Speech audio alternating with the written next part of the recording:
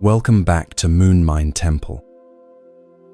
Tonight, as you settle in for rest, you'll discover ancient wisdom that has transformed lives for centuries. These are not ordinary stories, but gateways to understanding yourself and the world more deeply. Many have shared how these teachings bring not just deeper sleep, but clarity that follows into waking life, insights appearing just when needed most. This is the hidden power of these ancient tales. They work within us in ways our conscious minds cannot always grasp. Tonight's journey begins with something special, principles so profound yet practical that they formed the foundation for Zen's first arrival in the Western world. What might change if your heart could burn with commitment while your eyes remained as cool as dead ashes? As your body grows heavier, allow these teachings to meet you exactly where you are. Simply receive them as you would the sound of distant waves, without effort, without struggle. Let each breath carry you deeper into relaxation as we begin our journey. Allow yourself to drift even deeper now, each breath carrying you further into this peaceful state of receptivity. Feel the gentle weight of relaxation spreading through your body as your mind opens to receive ancient wisdom that bridges centuries and continents. Journey with me now to the dawn of the 20th century, when Eastern and Western worlds were beginning to exchange not just goods, but profound spiritual ideas. You find yourself aboard a steamship crossing the vast Pacific Ocean. The year is 1893, and the vessel moves steadily through rolling waves, leaving Japan behind as it approaches the distant shores of America. Salt spray occasionally mists the air, and seabirds circle overhead, their calls barely audible above the rhythmic churning of the ship's engines. The wooden deck beneath your feet vibrates slightly with the power of the massive steam-driven propellers pushing the vessel forward. Near the ship's railing stands a remarkable figure, a Japanese monk in traditional robes that flow gently in the ocean breeze. This is Soyen Shaku, the first Zen master to set foot on American soil, traveling to represent Buddhism at the World Parliament of Religions in Chicago. His face, serene yet alert, reveals both deep contemplation and keen observation as he watches the endless horizon where sea meets sky. Though of modest height, something in his bearing commands attention, a natural dignity that draws respectful glances from passing crew members and fellow passengers alike. Approach closer and notice the small leather-bound journal that rests in his hands. Its pages flutter slightly in the breeze as he writes with careful precision, brush strokes forming characters that bridge ancient wisdom and the emerging modern world. These are not casual notes or passing observations, but something more essential, personal principles, distilled from decades of rigorous practice and deep reflection. He pauses occasionally, looking out at the vast ocean as if drawing inspiration from its boundless expanse. A young Japanese student approaches respectfully. This is D.T. Suzuki, who will later become famous for introducing Zen to Western audiences through his prolific writings. For now, though, he is simply a devoted disciple, accompanying his teacher on this unprecedented journey. "Master," Suzuki says with a deep bow, "many of the American scholars we will meet have asked for practical guidance on incorporating Zen principles into daily life. They admire the philosophy, but struggle to understand how it translates to action. He gestures toward the journal. "May I ask what you are writing?" Soyen Shaku turns to his student, his eyes reflecting both compassion and intensity. When he speaks, his voice is quiet, yet carries clearly above the ambient sounds of the ship. There is a quality to his words that suggests they arise not from casual thought, but from the depths of lived experience. "I am setting down the principles that guide my own daily practice," he explains. "Not abstract philosophy or complex doctrine, but simple rules for living that embody Zen understanding." He looks back at the ocean's vastness. The Americans are right to ask for practical guidance. Zen without daily application is merely an intellectual exercise. Feel the profound sincerity in his manner, how his words emerge not from theory, but from a lifetime of aligning his actions with his deepest insights. There is nothing performative in his demeanor, no sense that he is constructing a spiritual persona. Rather, he embodies the natural integration of ordinary life and profound realization. "May I see what you have written, Master?" asks Suzuki tentatively. Soyen Shaku hands him the journal with neither pride nor hesitation. "These are the practices I return to each day," he says simply. "They form the container for my life." Watch as Suzuki's expression changes while reading the master's principles, surprise giving way to deepening appreciation. "Master," he says finally, "these are so ordinary. Yet somehow, in their simplicity, they contain everything." "The most profound truths are often the most simple," responds Soyen Shaku, a hint of a smile softening his serious expression. "It is their application that transforms them from mere words to living wisdom." As Suzuki returns the journal, a sudden gust of wind catches the pages, revealing the master's careful brush strokes. Though written in Japanese characters, you find you can somehow understand the principles that will later become known to Western students and form the foundation for Zen practice in America. "In the morning before dressing, light incense and meditate." Feel the power in this first principle, how it establishes practice as the foundation of each day, preceding even the most basic activities like dressing.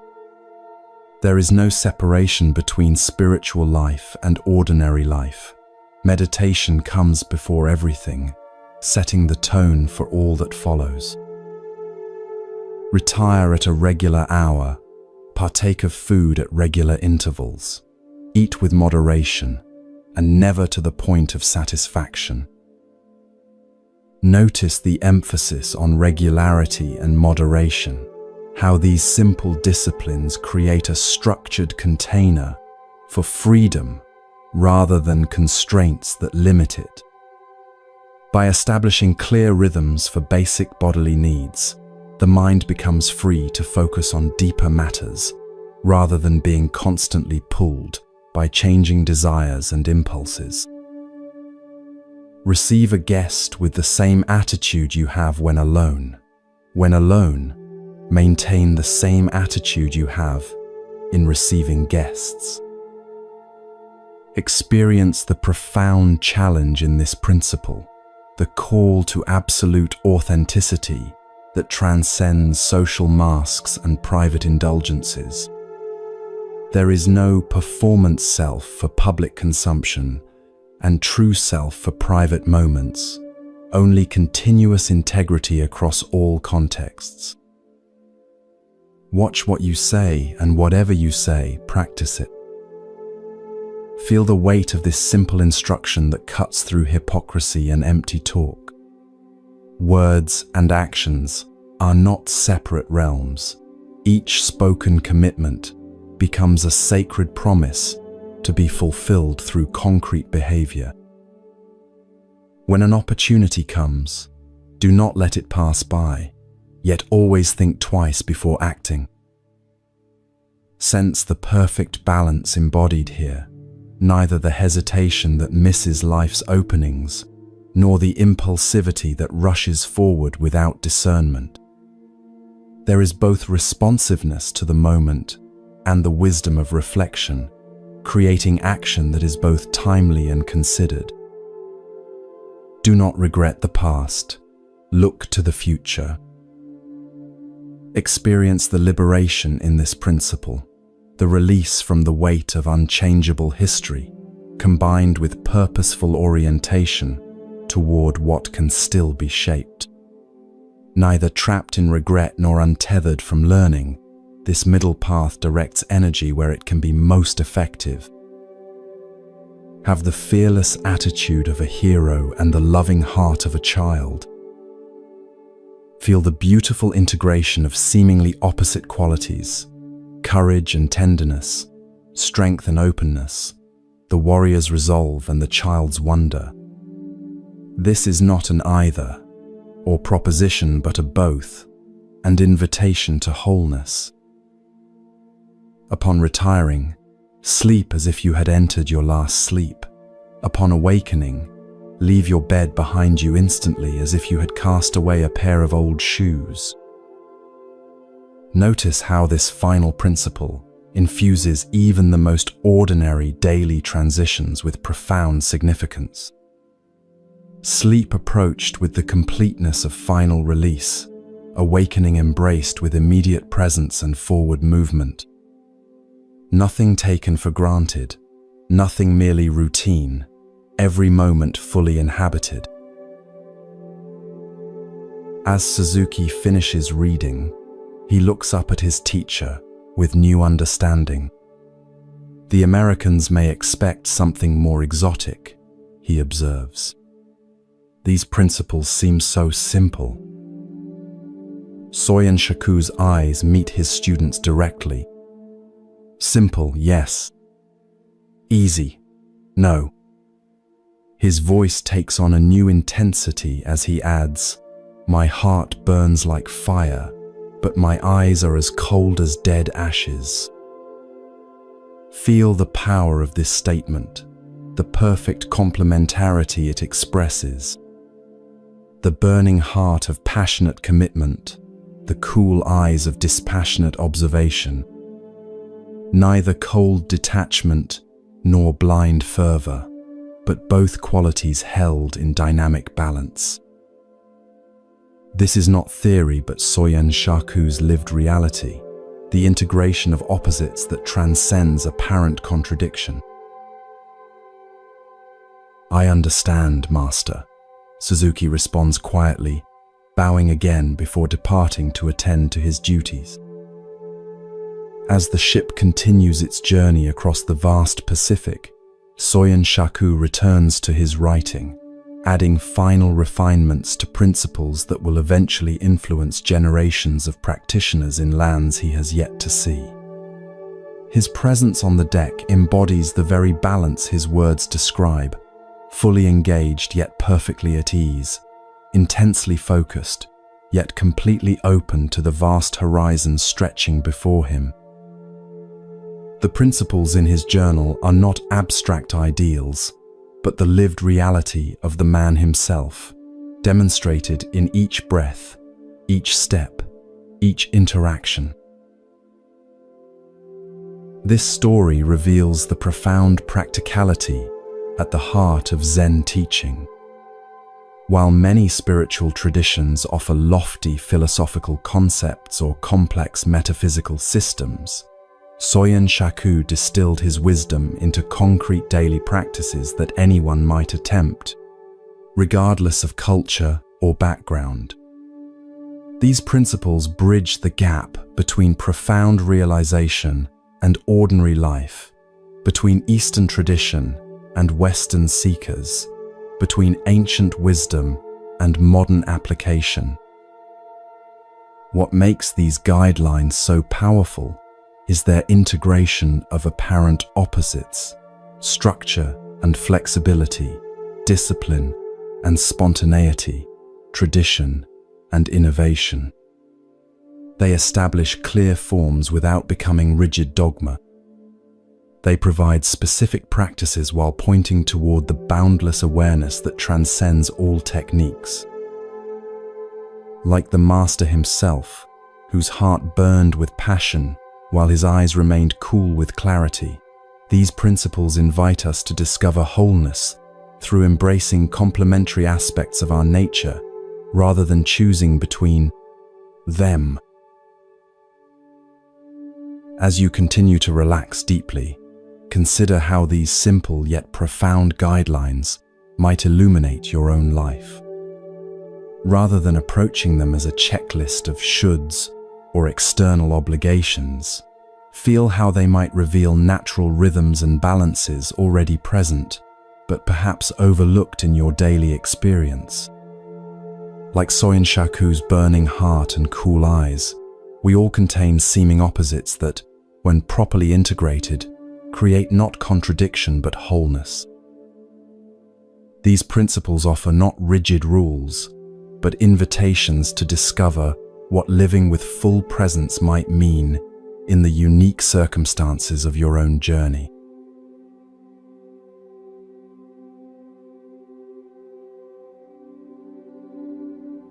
As you continue to drift peacefully in this relaxed state, allow yourself to journey now to ancient India, to a time when Buddha himself walked among ordinary people, teaching through direct encounter rather than abstract philosophy. Feel your awareness expanding as we travel across centuries to witness an unexpected meeting that reveals profound wisdom through the most unlikely teacher. You find yourself on a dusty road leading to a small village near the city of Sravasti. The afternoon sun beats down warmly, sending shimmering waves of heat rising from the earth. Slender trees offer occasional patches of shade along the path, their leaves rustling gently in the breeze that carries the mingled scents of cooking fires, ripening fruit, and sun-warmed earth. Birds call to one another from concealed perches, while distant sounds of human activity, voices, laughter, the rhythmic pounding of grain, float from the village ahead. Walking toward you along this road comes a large group of people surrounding a central figure who moves with remarkable grace and purpose. Even from a distance, there is something extraordinary about this person, not in any outward display of wealth or power, but in a quality of presence that seems to create a field of calm awareness around him. This is Siddhartha Gautama, known as the Buddha, the awakened one, traveling with his disciples to share his teachings of liberation. His simple saffron robe and shaved head mark him as a renunciate, yet his bearing suggests not deprivation, but profound fulfillment. As they draw nearer, you can observe the varied group that accompanies him. Monks in simple robes walk closest to their teacher, their faces reflecting deep respect and attentiveness. Behind them follow lay people of all kinds, merchants and farmers, the wealthy and the poor, young and old, drawn by the Buddha's reputation for wisdom and compassion. Their expressions range from curious interest to devoted reverence, some simply hoping to catch a glimpse of this renowned teacher, others seeking answers to life's deepest questions. The Buddha pauses near a large banyan tree that offers welcome shade from the afternoon heat. His disciples gather around, creating a natural space where he might rest and perhaps share some teaching. A small wooden bowl of water is respectfully offered and accepted with a simple nod of thanks. There is no fanfare, no ceremony, just the natural rhythm of travelers taking brief respite before continuing their journey. It is at this moment that you notice a figure approaching from the direction of the village, an elderly woman bent with age, moving with the deliberate care of someone whose body has weathered many decades of labor. Her simple clothing marks her as someone of modest means, perhaps even impoverished, yet there is a striking dignity in her carriage. Her face, deeply lined by sun and years, wears an expression of unmistakable determination. She carries a small bundle of sticks for her cooking fire, though it seems almost too heavy for her thin arms. The gathered crowd parts slightly as she approaches, perhaps assuming she wishes to receive a blessing or teaching from the Buddha. But something in her expression suggests a different purpose. Her eyes, bright and direct despite her advanced age, focus not with reverence, but with what appears to be critical assessment, even disapproval. The disciples exchange glances, sensing something unusual about to unfold. The old woman stops directly before the Buddha, setting down her bundle of sticks with a small sigh of relief. For a long moment, she simply studies him, this renowned teacher whose wisdom and compassion are celebrated throughout the region. The Buddha returns her gaze with perfect equanimity, neither encouraging nor discouraging whatever she might have come to say. In his expression, you see neither the expectation of praise nor the anticipation of criticism, but simply open, attentive presence. "So you are the one they call the Buddha," she finally says, her voice surprisingly strong for one so physically frail. "The one who teaches loving, kindness toward all beings." "I am," he responds simply, with neither pride nor false modesty. Feel the tension rippling through the gathered disciples as the woman's face hardens into an expression of clear skepticism. This is not how most approach their revered teacher. "They say you have great wisdom," she continues, "that your compassion extends to all creatures without exception, that you teach a path of liberation from suffering." Her tone suggests she finds these claims questionable at best. The Buddha neither confirms nor denies these descriptions, simply remaining present and attentive to the elderly woman before him. His silence creates space for whatever may emerge, neither defending his reputation nor seeking to persuade. "I have been watching you and your followers pass through our village many times," she says, gesturing toward the path they have traveled. "Each time, the same thing happens. People bring you food and gifts. They bow at your feet and praise your great compassion." Her voice takes on an edge of unmistakable criticism. "Yet I notice something strange about this famous loving kindness of yours." The disciples shift uncomfortably, several appearing ready to intercede should this elderly critic become too disrespectful. Yet the Buddha himself remains completely at ease, his expression reflecting only genuine interest in what the woman has to say. There is not a trace of defensiveness in his manner. "When people speak kindly to you, you speak kindly to them in return," the woman continues, her voice growing more forceful. "When they praise you, you respond with gentle smiles. When they treat you with respect, you return their respect.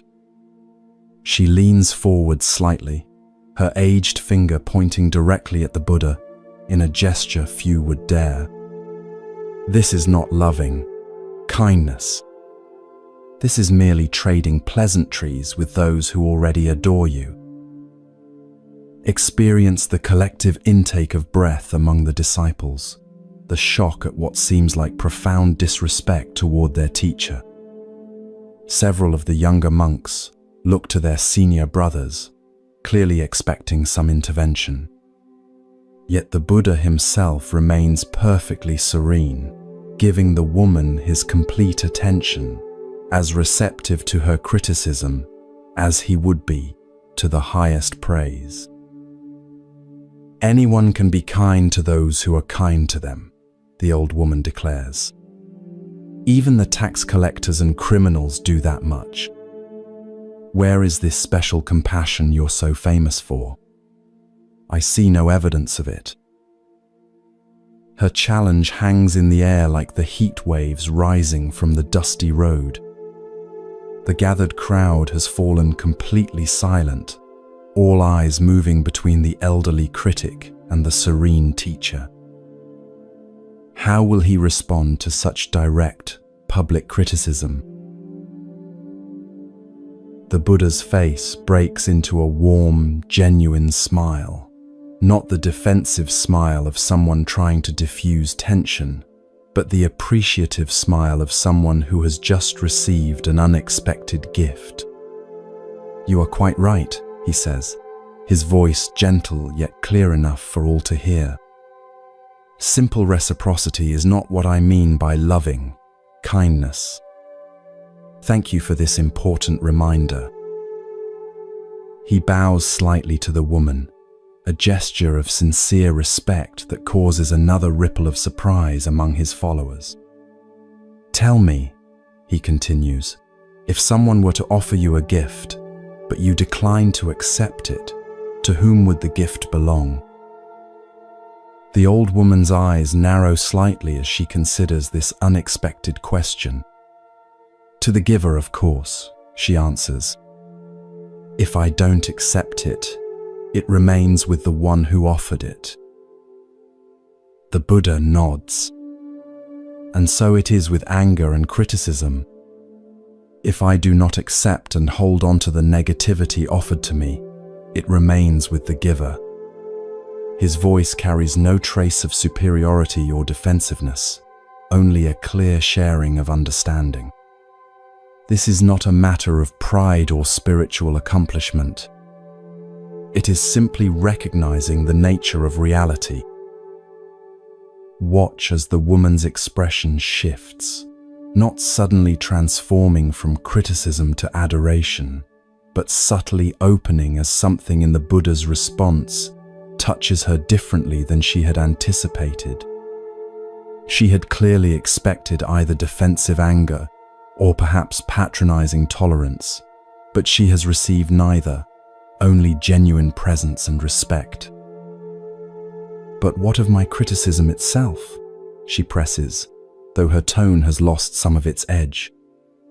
Do you deny its truth? On the contrary, replies the Buddha, I welcome it. The truth you offer is valuable, regardless of how it is delivered. Loving kindness is indeed meaningless if extended only to those who please us. He gestures toward his disciples. We are all learning this lesson together, myself included. Several of the monks nod in acknowledgement, their initial discomfort with the woman's approach now transformed into appreciation for the teaching unfolding before them. Then you are not offended by my words, the woman asks, genuine curiosity now mixing with her earlier skepticism. How could I be offended by truth? Responds the Buddha. You have reminded all of us of something essential, that true compassion makes no distinctions between the pleasant and unpleasant, the flattering and the critical, those who love us and those who challenge us. His smile deepens with real warmth. In fact, you have given us a more valuable teaching today than many elegant discourses. Feel the profound shift that has occurred in this unexpected encounter. What began as criticism has been transformed, not through clever argument or spiritual one-upmanship, but through the simple yet profound practice of genuine presence and receptivity. The old woman's bundle of sticks still rests at her feet, but the bundle of assumptions and judgments she carried has been gently set down alongside them. Perhaps there is something to your teachings after all, she concedes, with the hint of a smile creasing her weathered face. She bends to retrieve her firewood, and the Buddha himself leans forward to help her lift the bundle. Their hands meet briefly in this simple act of cooperation, the renowned spiritual teacher and the elderly critic now connected through an authentic moment of shared humanity. As she continues toward the village, with her bundle of sticks, walking perhaps a little straighter than before, the Buddha turns to his disciples. "That," he says quietly, "is one of our greatest teachers. She has reminded us that loving kindness is not a mere exchange of pleasantries, but a radical openness that makes no distinctions between friend and critic." His gaze follows the old woman's retreating figure with genuine respect. Remember her words whenever you find yourself extending compassion only to those who treat you well. The woman's bundle of sticks offers a perfect metaphor for what occurred in this encounter. Like those sticks, ordinary, rough-hewn, seemingly valueless, her criticism contained hidden fire, the potential to illuminate rather than just burn. Had the Buddha reacted defensively, that potential would have been wasted, reduced to mere conflict. Instead, he recognized the fire within her words and allowed it to bring warmth rather than destruction.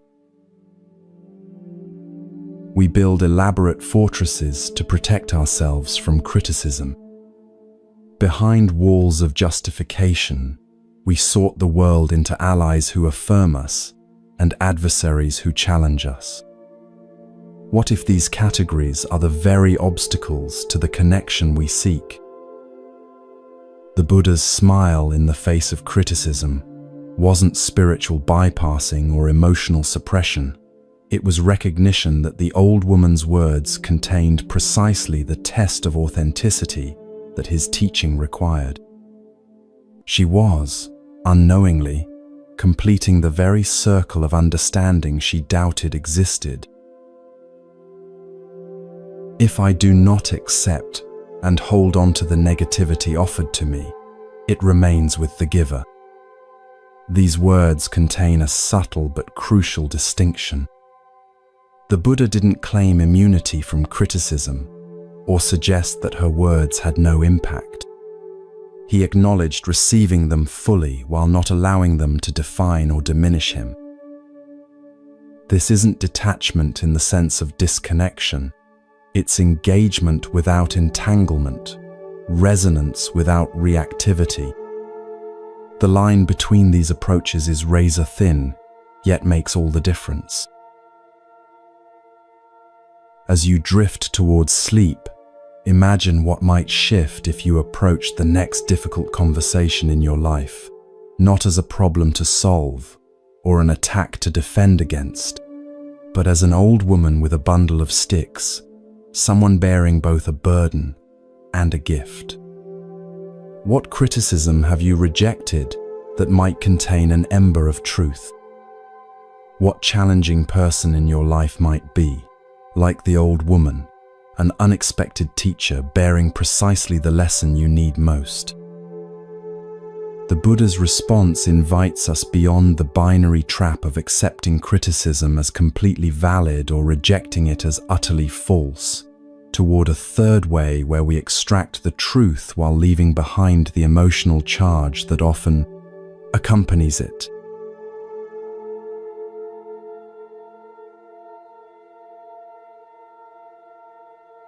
Let your awareness continue to float in this peaceful state as we journey to ancient China, to a mountain monastery where the price of wisdom is sometimes paid in unexpected currency. Feel the weight of your eyelids growing heavier as your mind opens to a story about the fierce determination required on the path to understanding. You find yourself standing in a temple courtyard as winter's first snow begins to fall.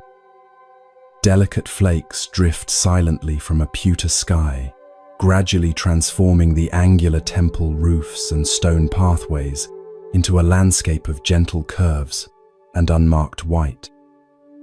Your breath forms small clouds that dissipate into the cold air, joining the thin wisps of smoke rising from incense burners placed at intervals around the courtyard. The scent of cedar and sandalwood mingles with the sharp, clean smell of approaching snow, creating an atmosphere that seems suspended between worlds. Across the courtyard stands the meditation hall, an imposing structure of dark wood that has witnessed centuries of silent seeking. From within comes the faint, rhythmic sound of a wooden fish drum, marking the cadence for seated meditation. The hollow tok, tok, tok, tok pulses like a heartbeat against the muffled silence created by the falling snow. This sound has guided countless practitioners through the long hours of zazen, neither hurrying them nor allowing them to drift into sleep. Through the lightly falling snow, a solitary figure approaches the hall. This is Kyogen, a monk in his mid-30s, who has spent 15 years in rigorous study and practice. His face shows the intensity of someone driven by a question that will allow no peace until answered. The set of his jaw, the furrow between his brows, even the deliberate placement of each footstep reveals both unwavering determination and growing frustration. Snow accumulates on his shoulders and the wide brim of his bamboo hat, but he seems unaware of it, focused entirely on the purpose that drives him forward. As Kyogen reaches the meditation hall, another figure emerges, his teacher, Master Isan, whose serene presence forms a striking contrast to his students' barely contained urgency. Isan's advanced years show in his silvered hair and the deep lines mapping his face, yet there is a youthful alertness in his eyes that misses nothing. His worn robes hang loosely on his spare frame, moving slightly in the winter breeze. Where Kyogen's presence suggests a tightly wound spring, Isan embodies the relaxed attention of someone fully at home in his own skin.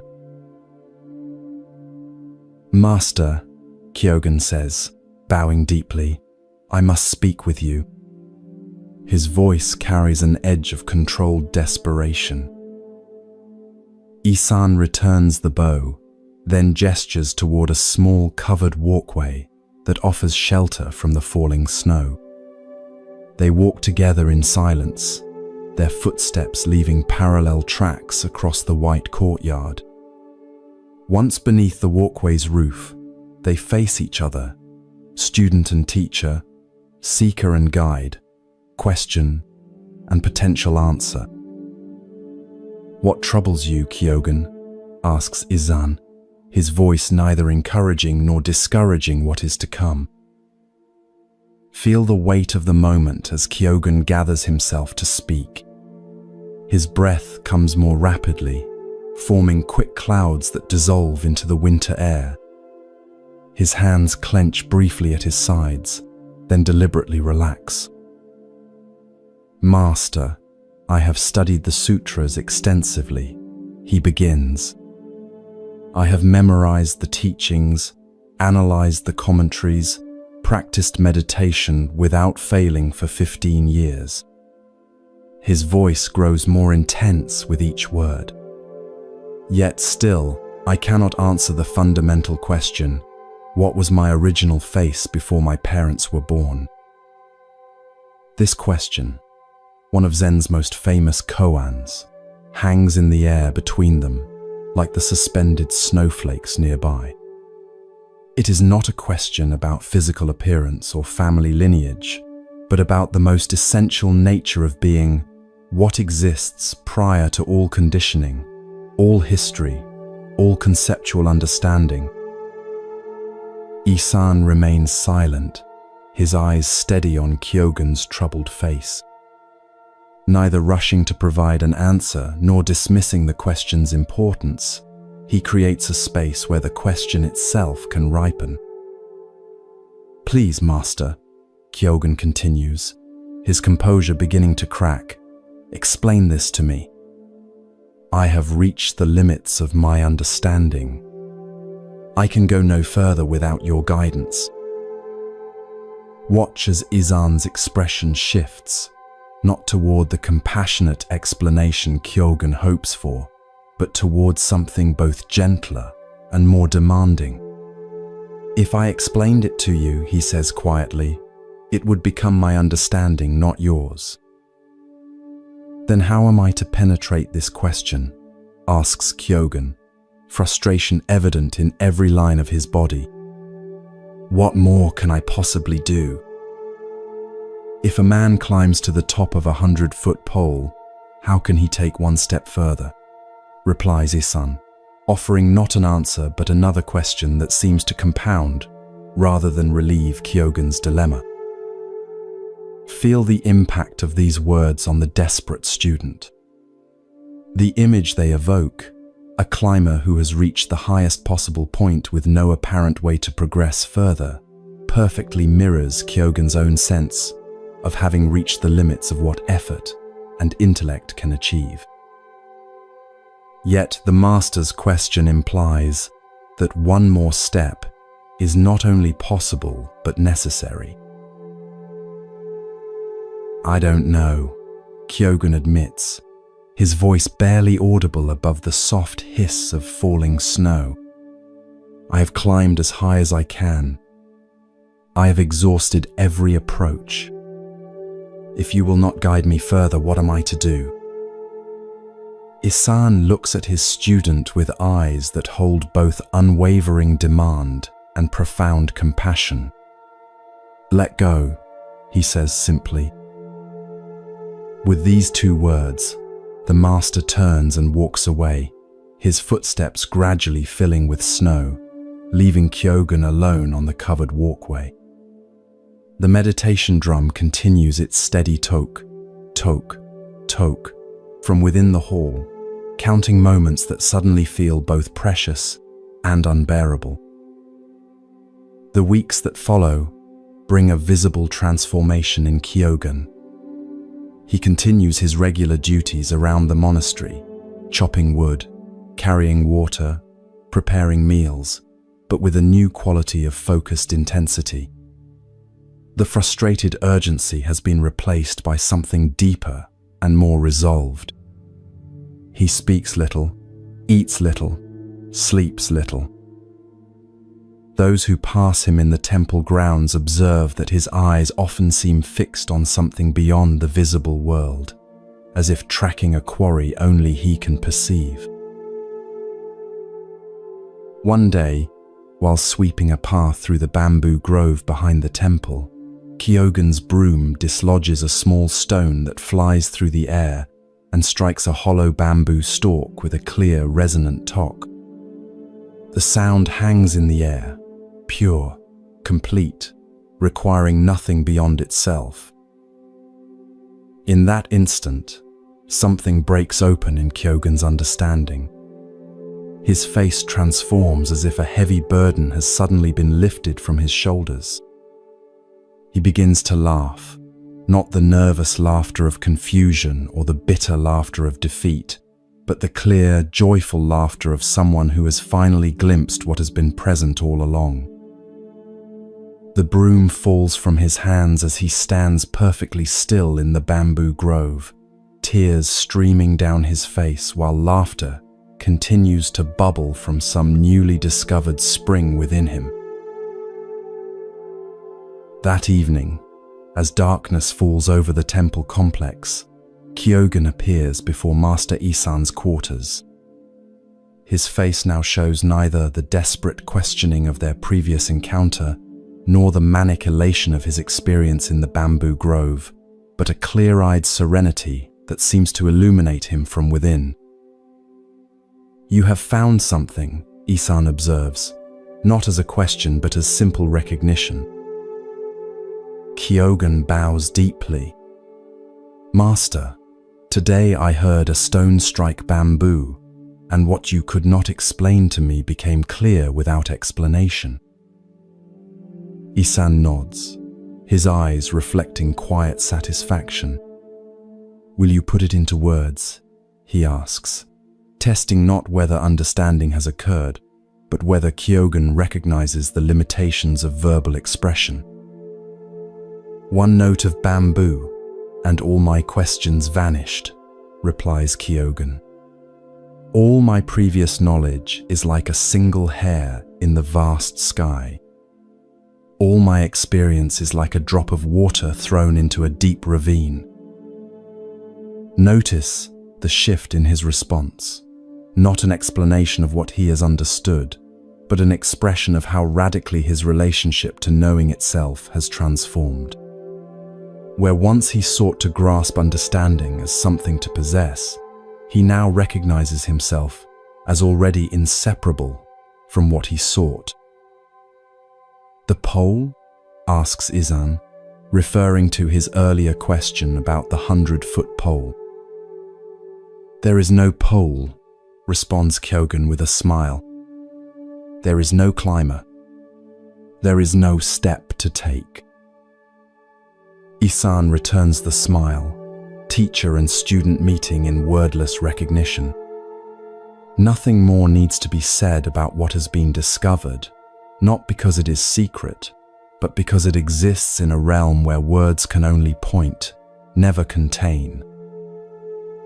Years pass, and Kyogen himself becomes a respected teacher, guiding others along the path he has traveled.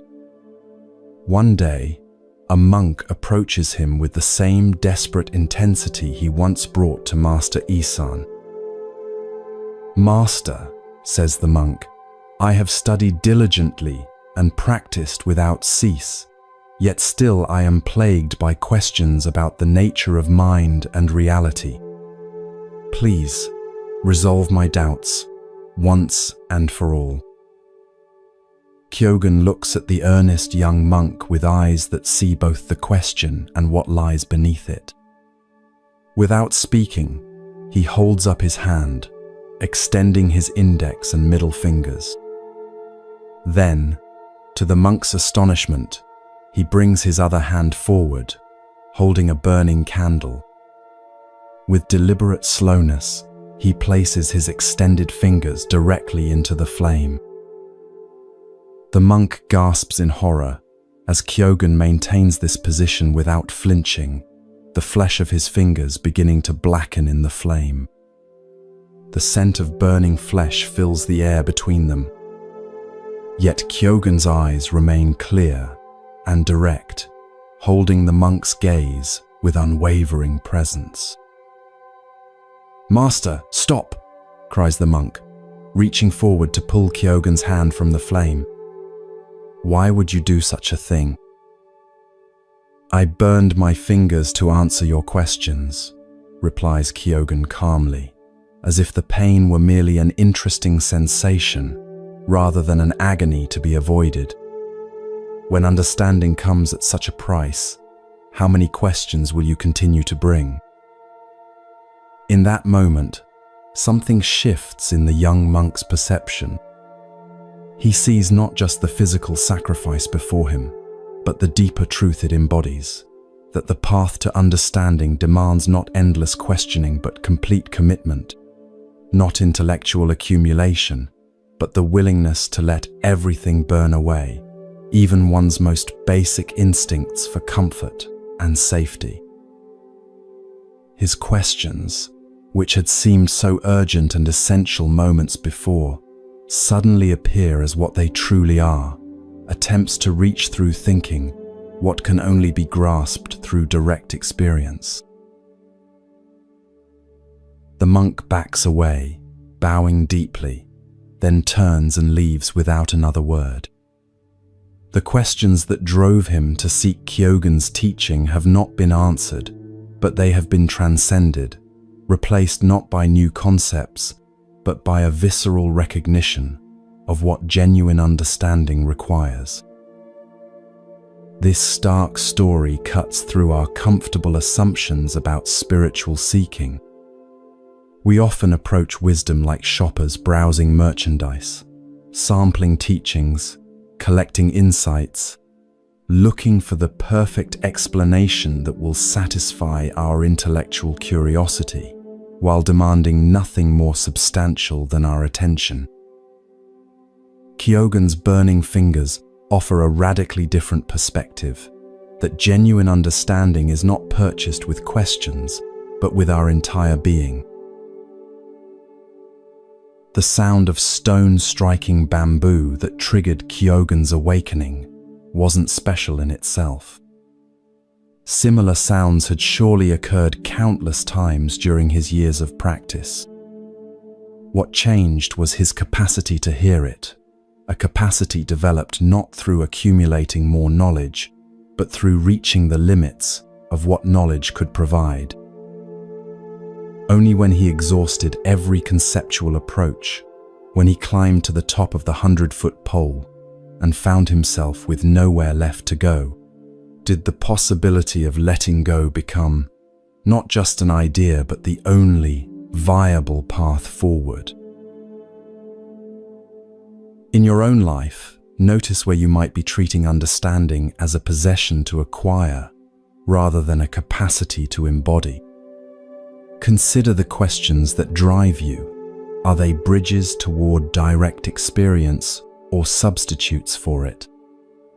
Like Kyogen before his awakening, we often believe that one more book, one more teaching, one more explanation will finally resolve our fundamental questions, when what's actually required is a willingness to risk everything we think we know.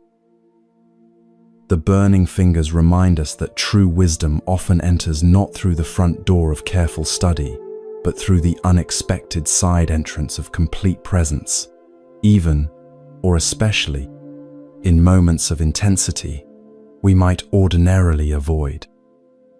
Not because suffering itself is valuable, but because our habitual strategies for avoiding discomfort often keep us trapped in precisely the limited understanding we seek to transcend. When we're willing to stay present, even as everything we cling to burns away, what remains is not a new answer, but a new relationship to the question itself, one where the questioner and the questioned are revealed as never having been separate at all.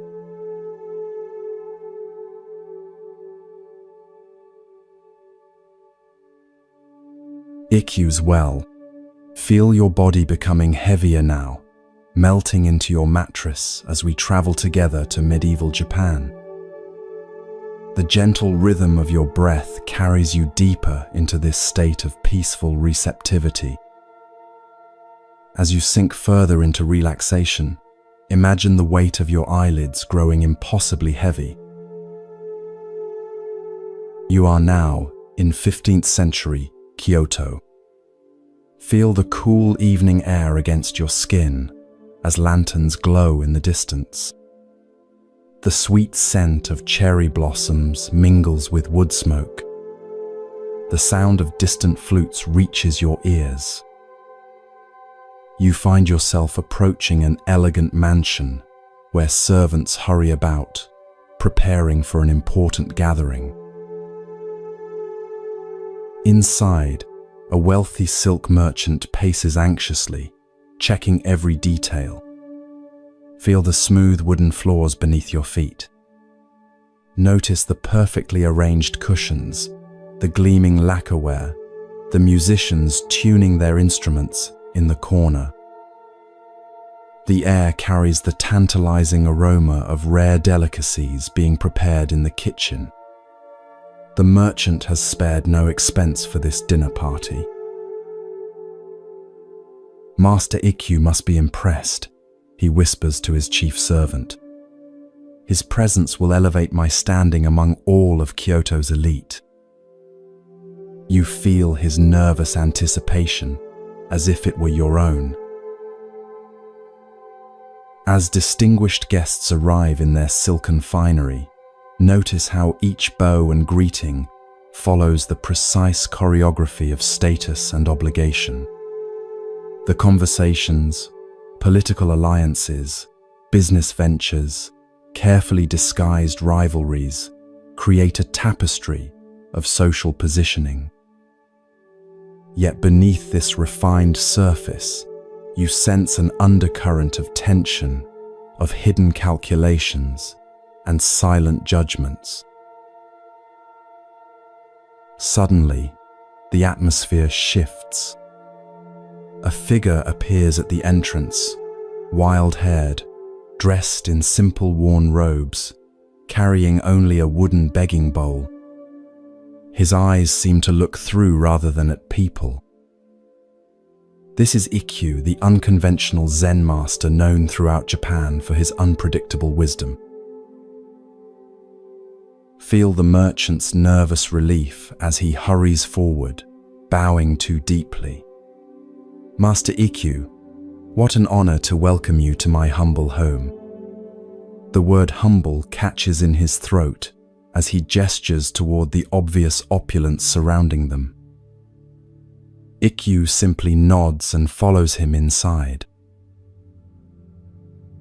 Notice the immediate hush that falls over the gathering. Experience through your own senses how the carefully cultivated social atmosphere gives way to genuine curiosity. The wild-haired monk sits cross-legged at the place of honor, a slight smile playing at the corners of his mouth. The conversations gradually resume around him, growing louder as servants bring dish after exquisite dish. Listen to the delicate clink of ceramic, the murmur of voices, the occasional burst of carefully measured laughter. Feel the merchant's growing unease as Ikkyu eats modestly, neither praising nor criticizing the lavish food. This silence somehow disturbs the host more than any criticism could. As the evening progresses and sake cups are repeatedly filled, you sense a building tension in the room. It breaks unexpectedly when Ikkyu suddenly rises to his feet. Feel the immediate attention his movement commands. Honored host, Ikkyu says with a respectful bow, might I trouble you for a simple cup of water from your well? Experience the ripple of confusion passing through the room. Water? Common well water, when the finest sake in Kyoto flows freely. The merchant blinks, momentarily puzzled, then recovers. Of course, Master Ikkyu. My servant will bring fresh water immediately. I would prefer to draw it myself, Ikkyu replies, his voice gentle but firm. If you would show me to your well. Follow them now as curiosity draws several guests into the garden. Feel the immediate relief of cool night air after the warmth of the crowded room. Above, the full moon hangs like a perfect silver coin. Its light washes everything in ethereal clarity, the carefully tended pines, the stone lanterns, the moss-covered ground. In one corner stands a simple stone well. Approach it with Ikkyu and the others. Feel the cool, rough stone beneath your fingers as you join them in leaning forward to peer into its depths. Far below, the dark water holds a perfect reflection of the moon, complete despite the well's narrow opening. Watch as Ikkyu reaches for the wooden bucket and rope. The creak of the pulley cuts through the night, somehow both ordinary and profound. When the bucket reaches the water, disturbing the moon's reflection, Ikkyu pauses. "Look," he says simply. "What do you see?" The moon reflected on the water offers one guess. Yes, the full moon, perfectly captured, adds another. Feel Ikkyu's presence, calm, attentive, fully embodied, as he nods and speaks. The moon travels thousands of miles through the heavens, yet its reflection rests perfectly within this humble well, undisturbed, until the water is troubled. His voice carries easily in the night air. The water reflects the moon no differently than the emperor's garden lake. The moon shows no preference. It illuminates mansions and hovels with the same light. Watch as he draws up the bucket and drinks deeply. The sound of his swallowing seems somehow significant in the expectant silence. "Delicious," he sighs, "more refreshing than any sake." His eyes now meet each person present. This well water quenches thirst perfectly, asking nothing in return. It does not care if the drinker is rich or poor, noble or common. It simply gives of itself completely. Feel the weight of this moment as Ikkyu hands the bucket to the merchant. The water sloshes gently, moonlight dancing on its surface. "Your hospitality has been generous," Ikkyu continues, "but I wonder, is it like this well water, offered freely without thought of status or return? Or is it more like a transaction, given with the expectation of enhancing your reputation?" You sense the merchant's sudden discomfort. A nearby official steps forward defensively. "Are you suggesting our host's generosity is flawed? He has provided the finest of everything." Experience Ikkyu's calm presence as he responds. "I offer no criticism, only an observation. The universe itself is like this well. It gives sunlight, rain, and air freely to all beings. The flowers do not bloom more vibrantly for the wealthy." He gestures to the moon above. True generosity, like true wisdom, makes no distinctions and expects nothing in return. Feel the profound shift as understanding dawns on the merchant's face.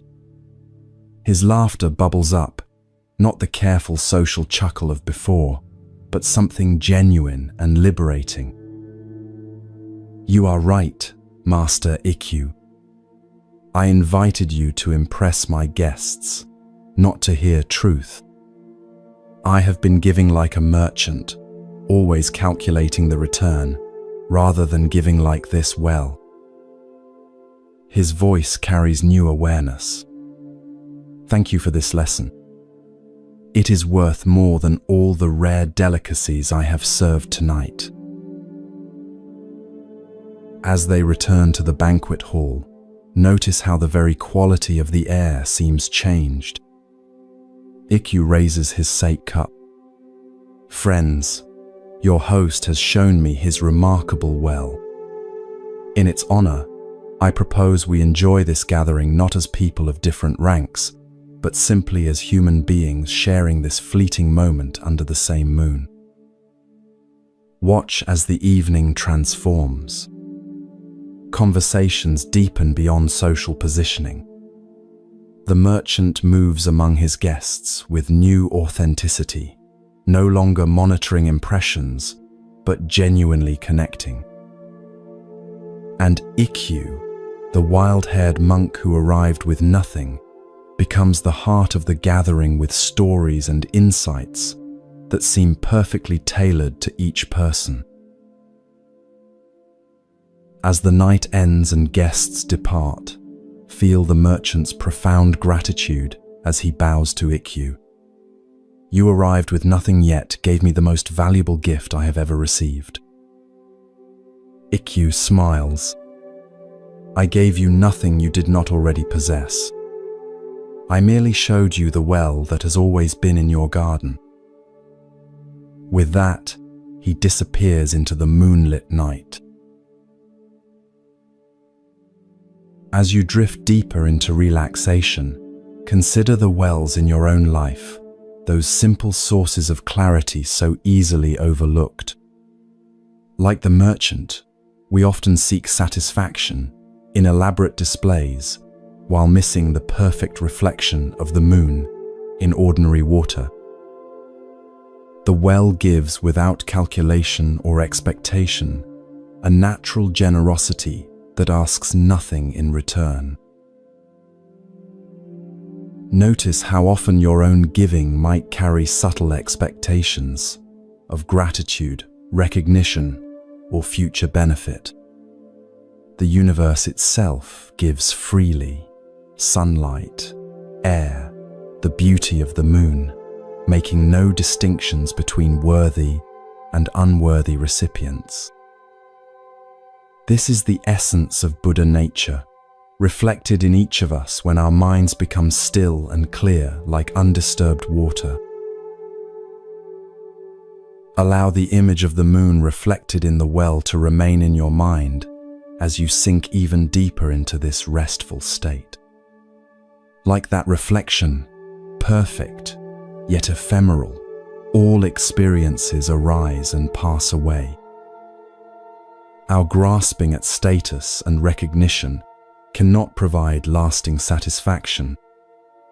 Yet in recognizing this truth, we open ourselves to a more authentic way of being, one that gives freely, reflects clearly, and appreciates the ordinary magic of existence.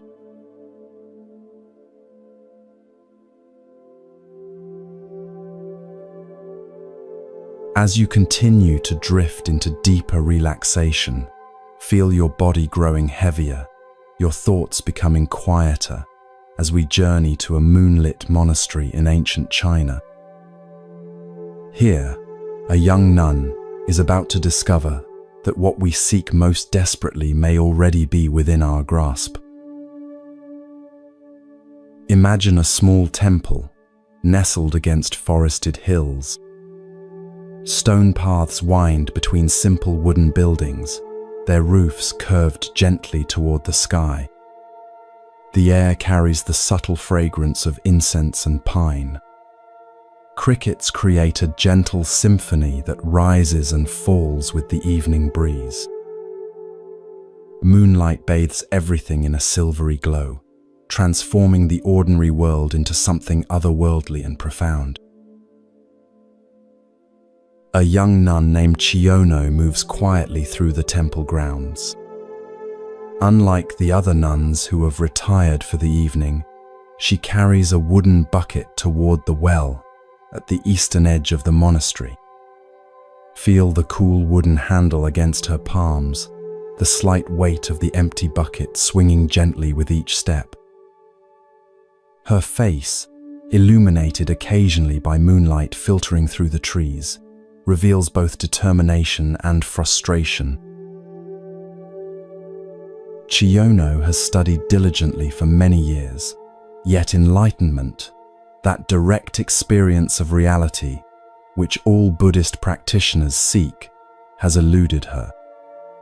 Tonight, like many nights before, she has chosen to practice mindfulness during the simple task of drawing water.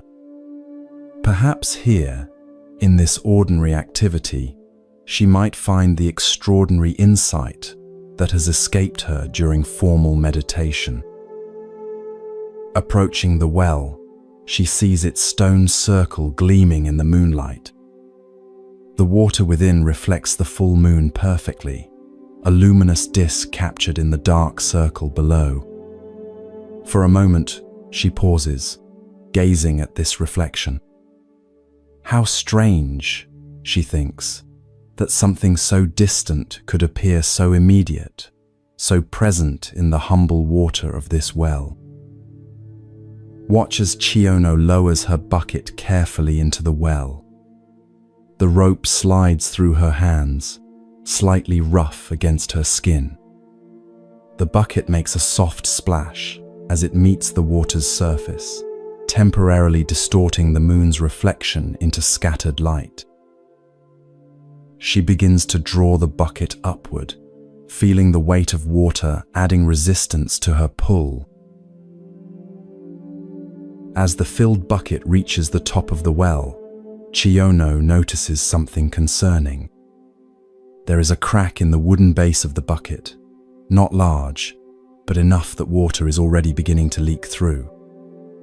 She quickly transfers the bucket to her shoulder, hoping to reach the kitchen before losing too much water. Feel the coolness of the water against her shoulder as a few drops escape through the crack, running down her arm. She steps carefully along the stone path, focusing intently on keeping the bucket balanced. The weight of the water makes each step deliberate, mindful. Her entire awareness narrows to this simple yet challenging task, carrying water in a cracked vessel. Halfway back to the kitchen, something unexpected happens. The bottom of the bucket suddenly gives way completely. In an instant, all the water rushes out, soaking Chiono's robes and splashing onto the stone path. The empty bucket feels suddenly, strangely light in her hands. In this moment of surprise, this perfect catastrophe, something shifts in Chiono's perception. As the water splashes around her feet, reflecting fragments of moonlight like scattered jewels, she sees the moon still perfectly reflected in each puddle, each droplet. No longer contained in the bucket, the reflection multiplies, dancing in every direction. Experience with her the sudden, overwhelming insight that floods her awareness. The moon she had tried to capture in the bucket was never truly contained there.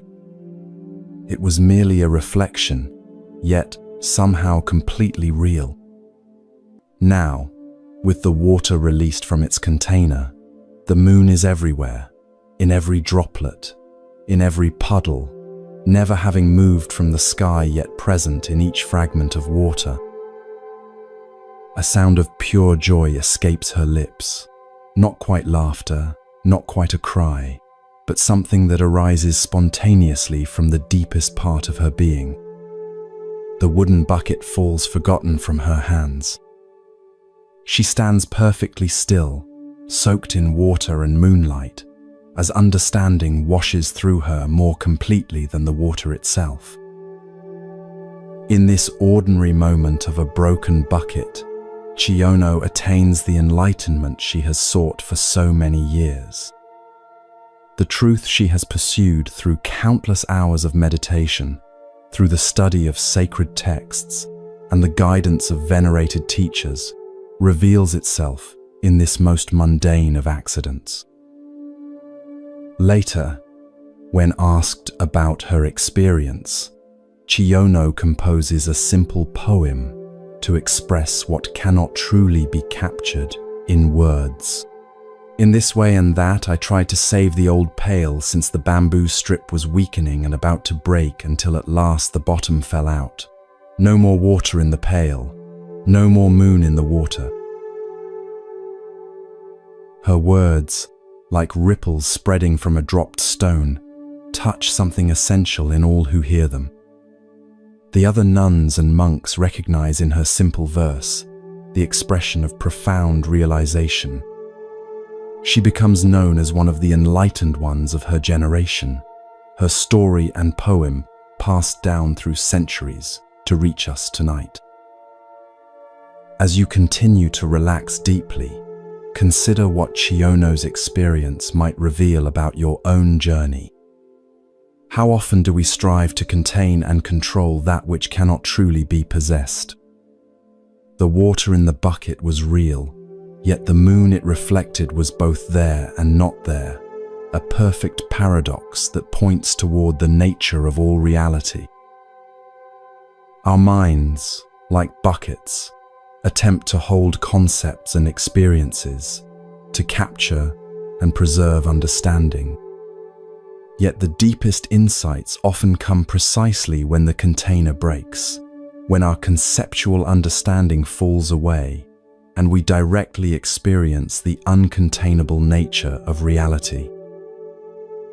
Notice in your own life where you might be trying to carry water in a cracked bucket, holding tightly to concepts, beliefs, or identities that are ultimately as fluid as water, as ungraspable as a reflection. Perhaps the very things you most wish to attain, peace, wisdom, awakening, are already present, not as something to be captured and held, but as the very nature of awareness itself. As you drift towards sleep, imagine your own conceptual bucket gently breaking, allowing the water of thought to return to its natural state of flow. Feel the relief of no longer needing to carry, to contain, to preserve. The moon continues to shine, regardless of whether any bucket captures its reflection. Your true nature continues to be what it always has been, unconstrained, illuminated, complete. No more water in the pail, no more moon in the water. In this letting go, in this sweet surrender, the path to awakening reveals itself not as something to achieve, but as the simple recognition of what has always been true. Rest in this understanding as sleep gently embraces you, knowing that like Chiono, your deepest wisdom may arrive in the most unexpected moments, not when you grasp most tightly, but when you finally allow everything to fall away.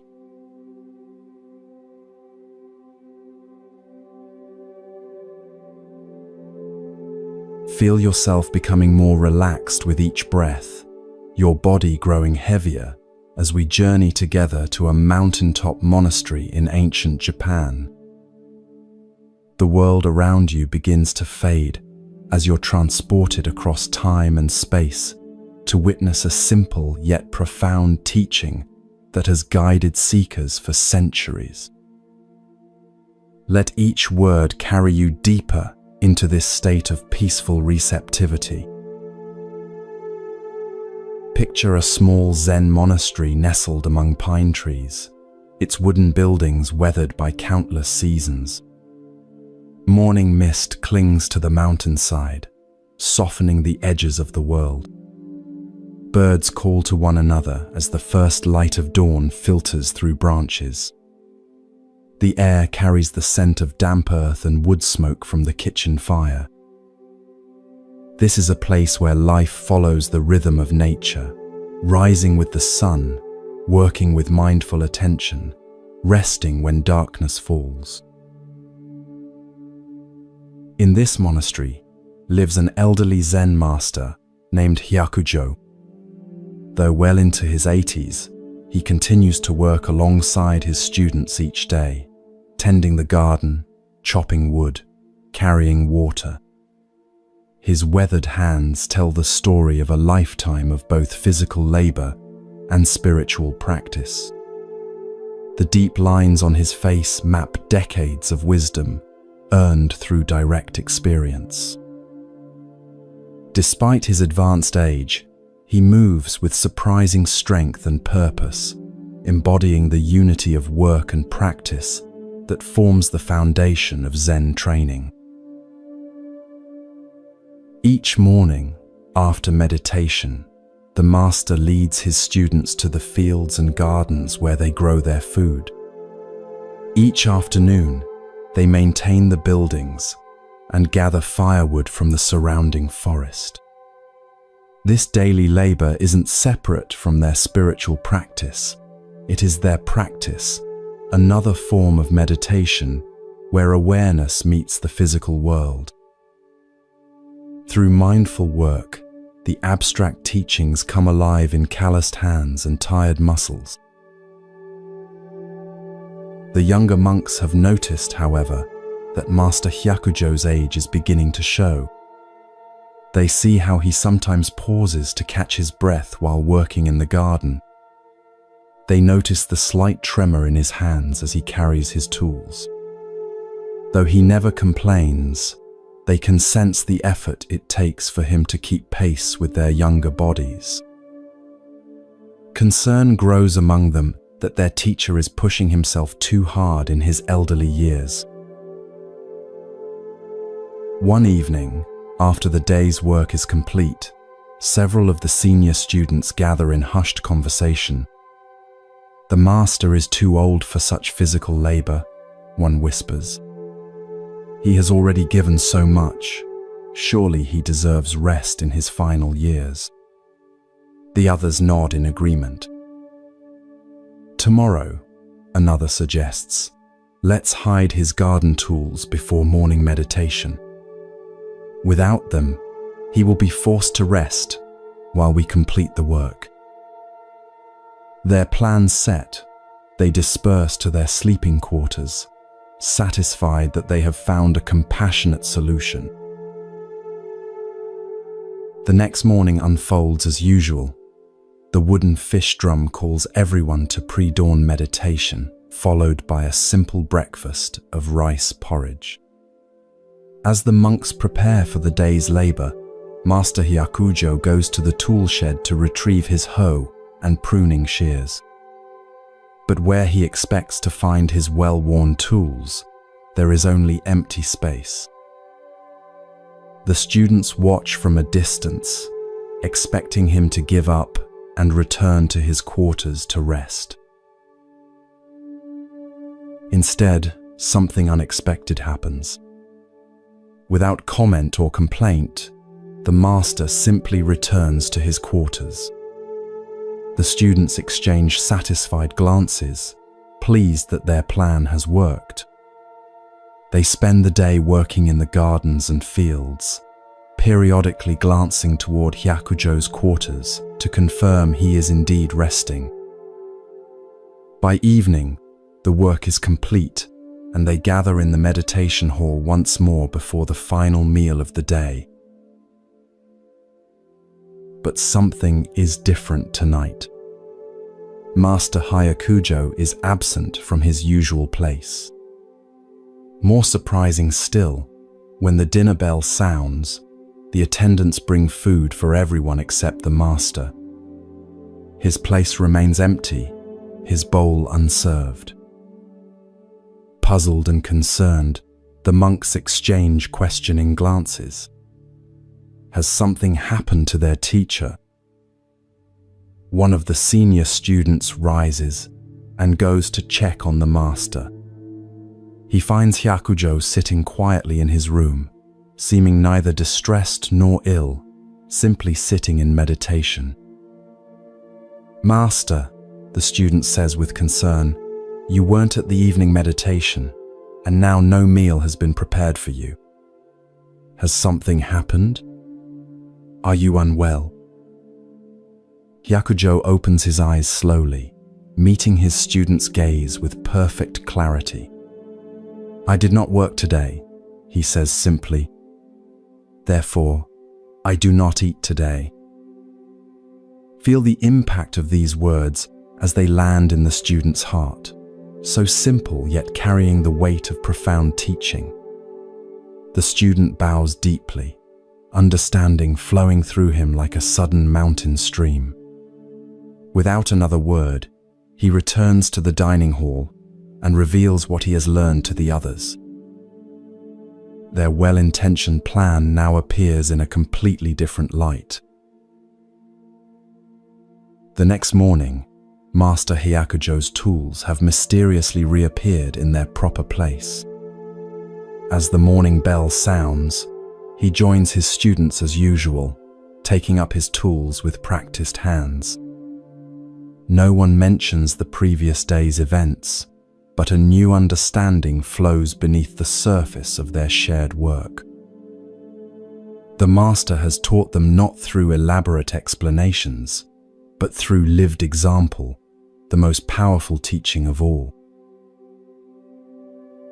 As the story of Hyakujo's response spread throughout the monastery and beyond, it distilled into a simple phrase that would guide Zen practitioners for generations.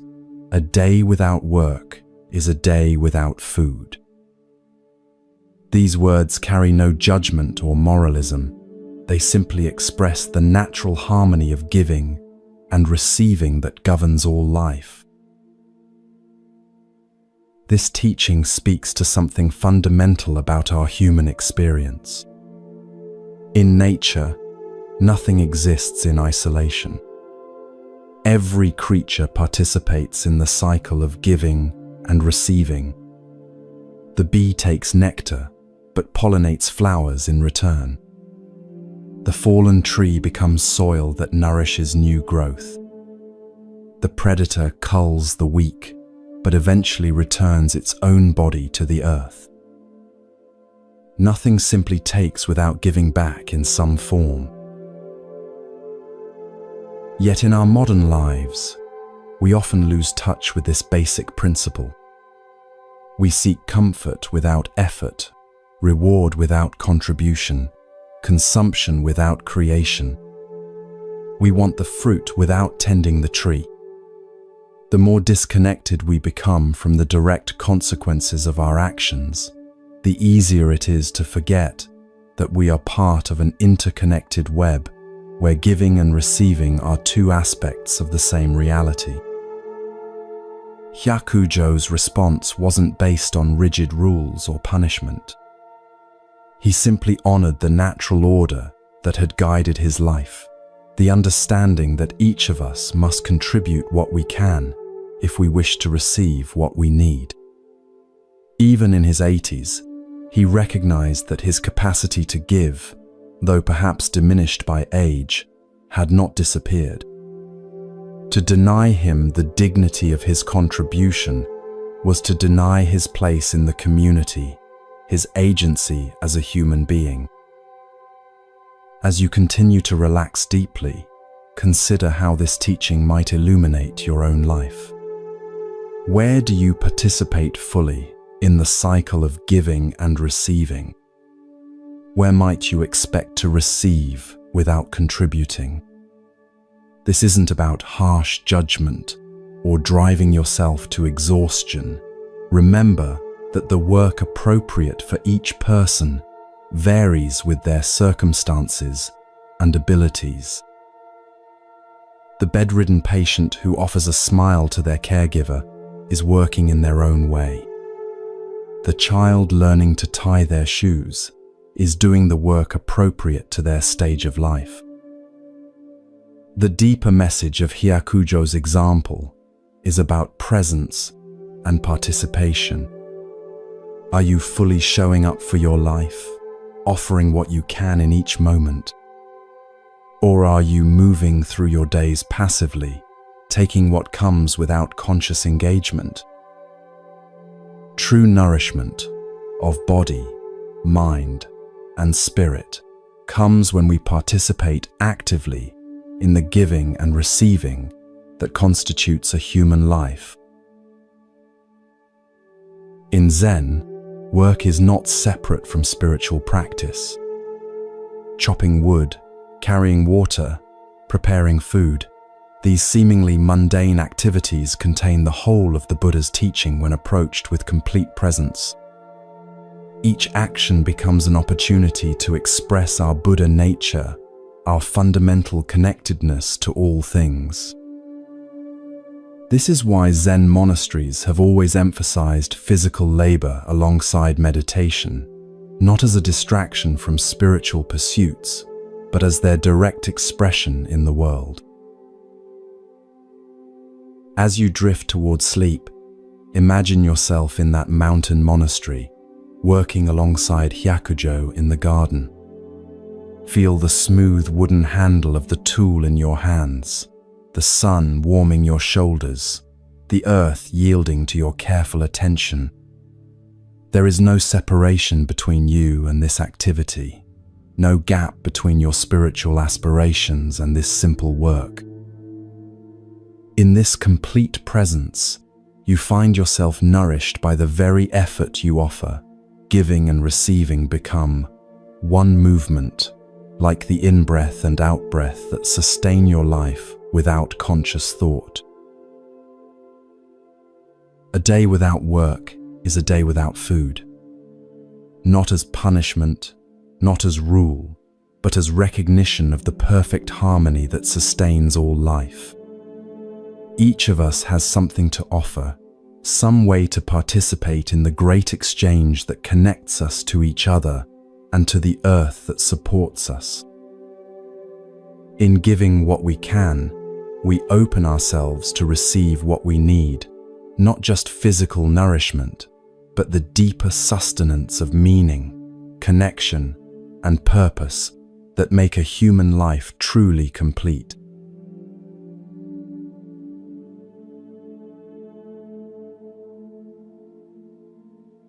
Let your awareness drift now to a different kind of solitude, not of mountain forests, but of inner landscapes. As your body sinks deeper into relaxation, imagine morning mist rising from a valley in medieval Japan.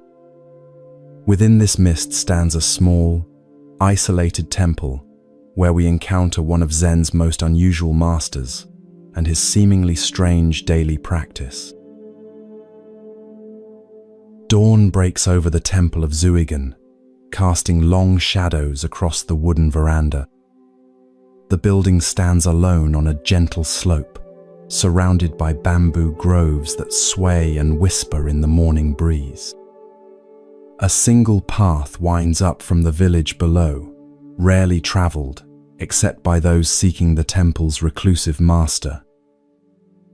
Birds call to one another in the canopy overhead, their voices mingling with the gentle sound of a stream that runs behind the temple grounds. Inside this humble structure lives Master Zuigen, a monk whose reputation for eccentricity is matched only by the clarity of his teaching. Unlike many Zen masters who gather disciples around them, Zuigen often spends weeks entirely alone, seeing no one, speaking to no one. Yet those who have studied with him speak of his remarkable presence, how his every gesture seems to arise from a place of complete authenticity rather than habit or social convention.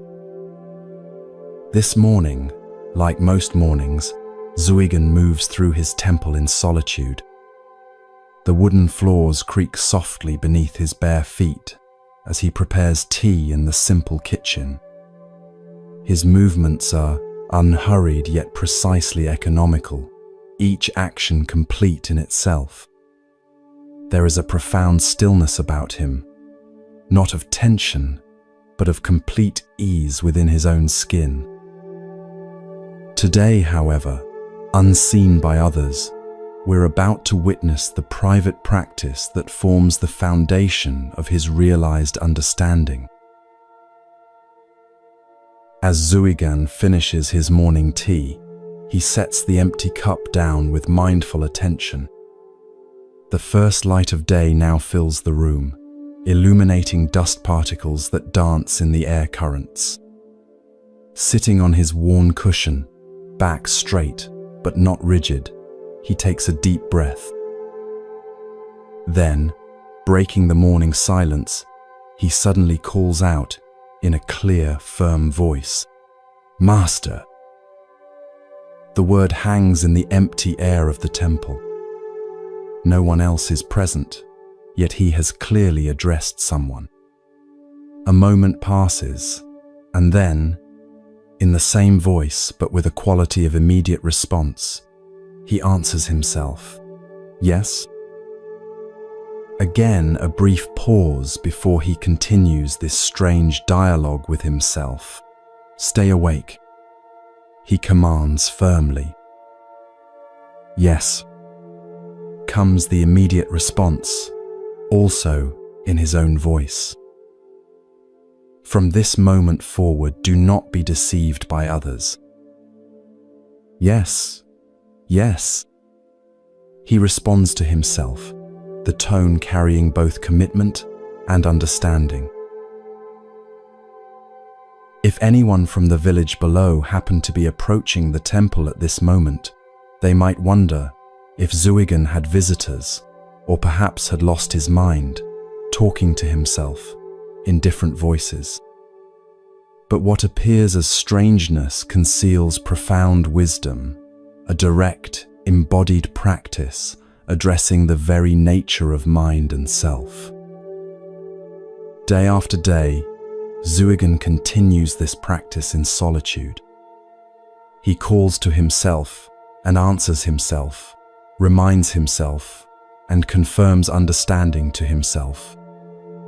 No audience witnesses this dialogue. No students take notes on this technique. It is not performed for effect or admiration, but as an intimate technology of awakening. Each exchange emerges from and returns to the silence that pervades his simple temple.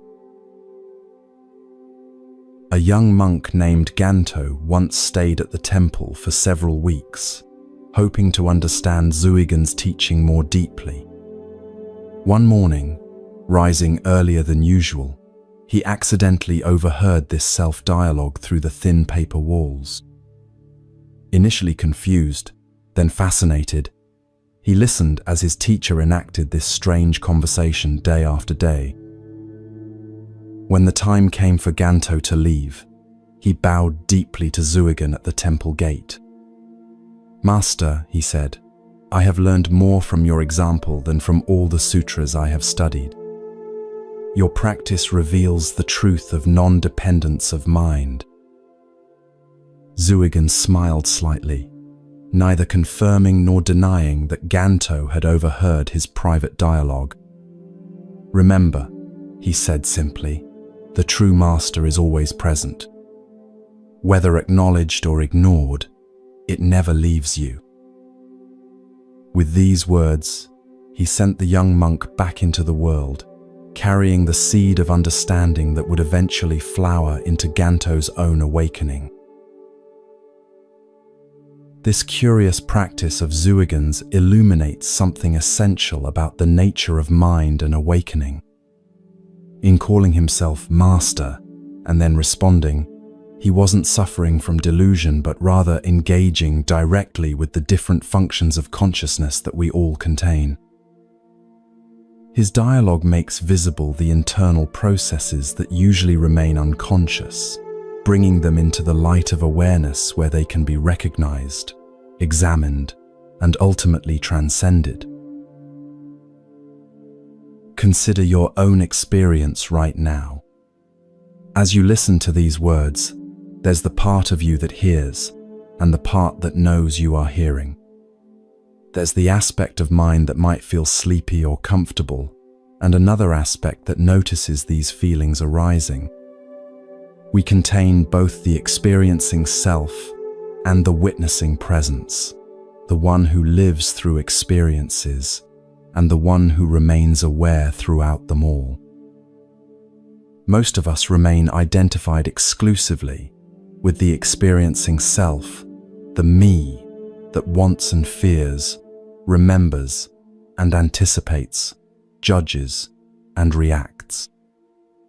We become so entangled in our thoughts and emotions that we forget the witnessing presence that holds them all. Like someone watching a movie who becomes so absorbed in the story that they forget they're sitting in a theater, we mistake the content of consciousness for consciousness itself. Zuigan's practice cuts through this confusion with elegant simplicity. By calling to himself as master, he acknowledges the awakened nature, what Zen calls Buddha, nature, or original mind that exists prior to and independent of all passing thoughts, emotions, and circumstances. In responding to himself, he embodies the direct recognition of this nature. In commanding himself to stay awake and not be deceived, he activates the discrimination that distinguishes between essential nature and passing phenomena. The phrase non-dependence of mind points to the freedom that emerges from this recognition. Most of us live in constant dependence on external validation, circumstances, and conditions. We feel good when praised, bad when criticized, happy when things go our way, miserable when they don't. Our inner state rises and falls like a boat on ocean waves, entirely at the mercy of forces beyond our control. Zuigen's practice reveals another possibility, a mind that recognizes its own inherent stability and clarity, regardless of changing conditions. Not through denial or suppression of experience, but through clear seeing of what remains constant amidst all change. The master he calls to is not separate from himself, not an authority figure imposing rules from outside. It is his own Buddha nature, his original face, before his parents were born. In recognizing and responding to this nature directly, he discovers the ground of being that depends on nothing outside itself. This teaching speaks powerfully to our modern condition.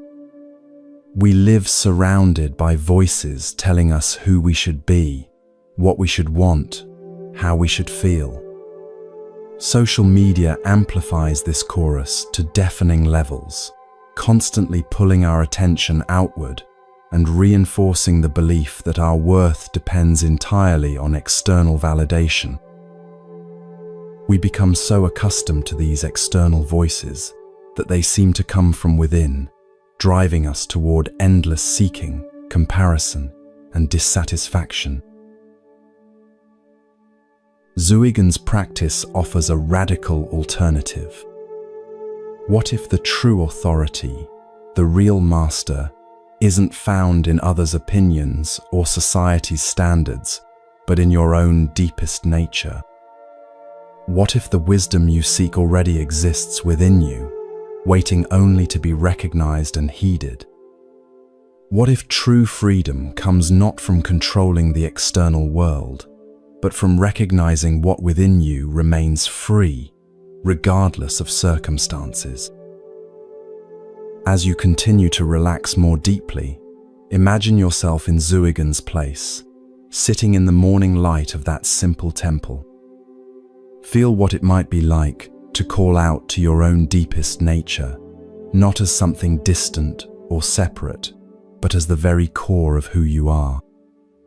Sense the possibility of responding from that place of clarity, of recognizing the master who has been present all along, beneath the surface noise of your busy mind. This recognition doesn't require becoming someone different from who you are now.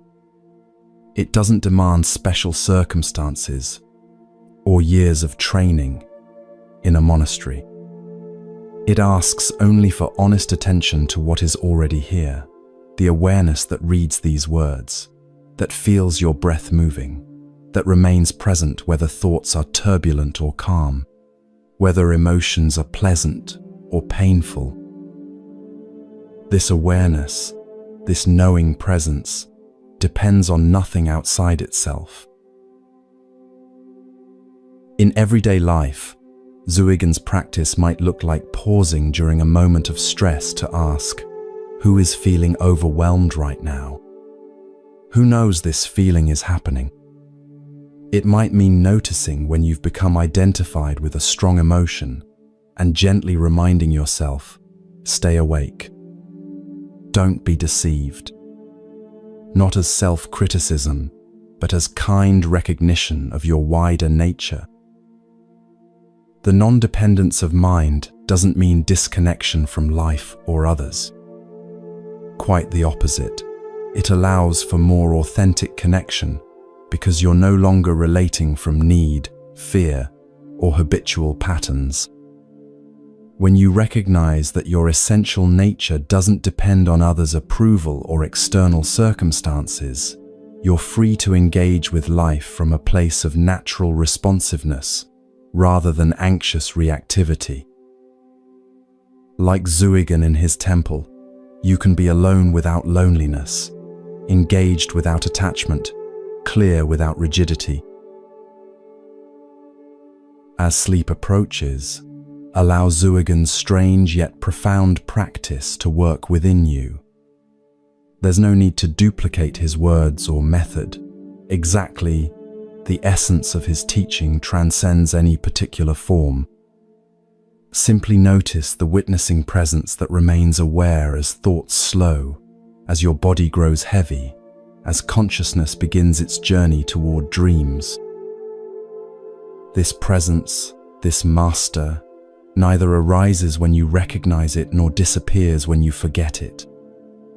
It is your birthright, your true nature, independent of all conditions, accessible in this moment, in this breath, in this gradual surrender to sleep.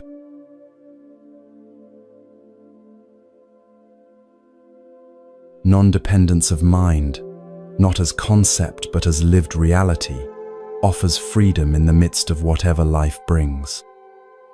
Like Zuigan calling and answering himself, in that mist-wrapped temple, you contain both the question and its resolution, both the seeker and what is sought.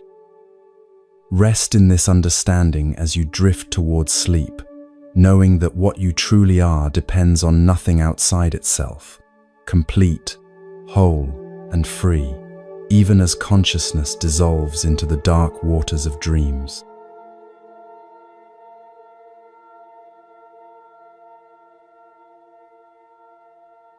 As your breathing slows and your body releases the tensions of the day, allow yourself to journey now to a different kind of temple, not of isolation, but of challenging encounter.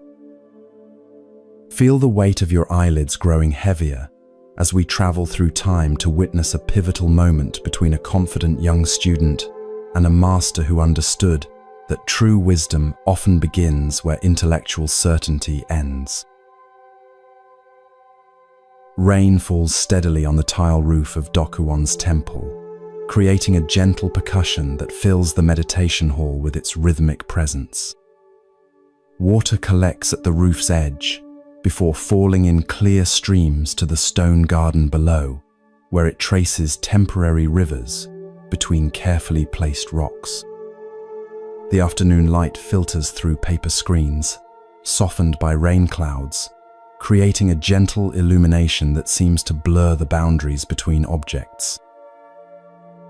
In this atmosphere of gentle dissolution, a young man named Yamaoka has arrived, eager to demonstrate his understanding to the renowned Zen teacher Dokuwon. Yamaoka is no ordinary student. In his early 20s, he has already studied with several masters and developed a reputation for his keen intellect and eloquent exposition of Buddhist philosophy. His confident posture and direct gaze reveal someone who believes he has grasped the essential teachings. Like many bright young practitioners, he has accumulated knowledge as others might collect treasures, proud of each insight and realization. Today, he seeks not so much to learn from Dokuwon as to receive confirmation of what he believes he already knows.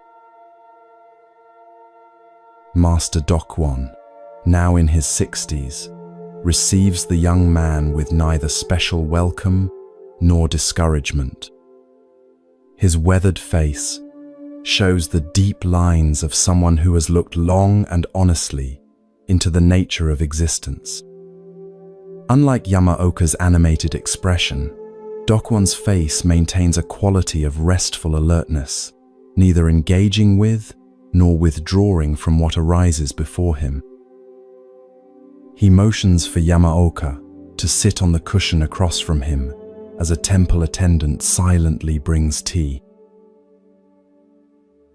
The rain continues its gentle symphony against the roof as steam rises from their cups. Yamaoka, unable to contain his eagerness any longer, sets his cup down with a decisive movement.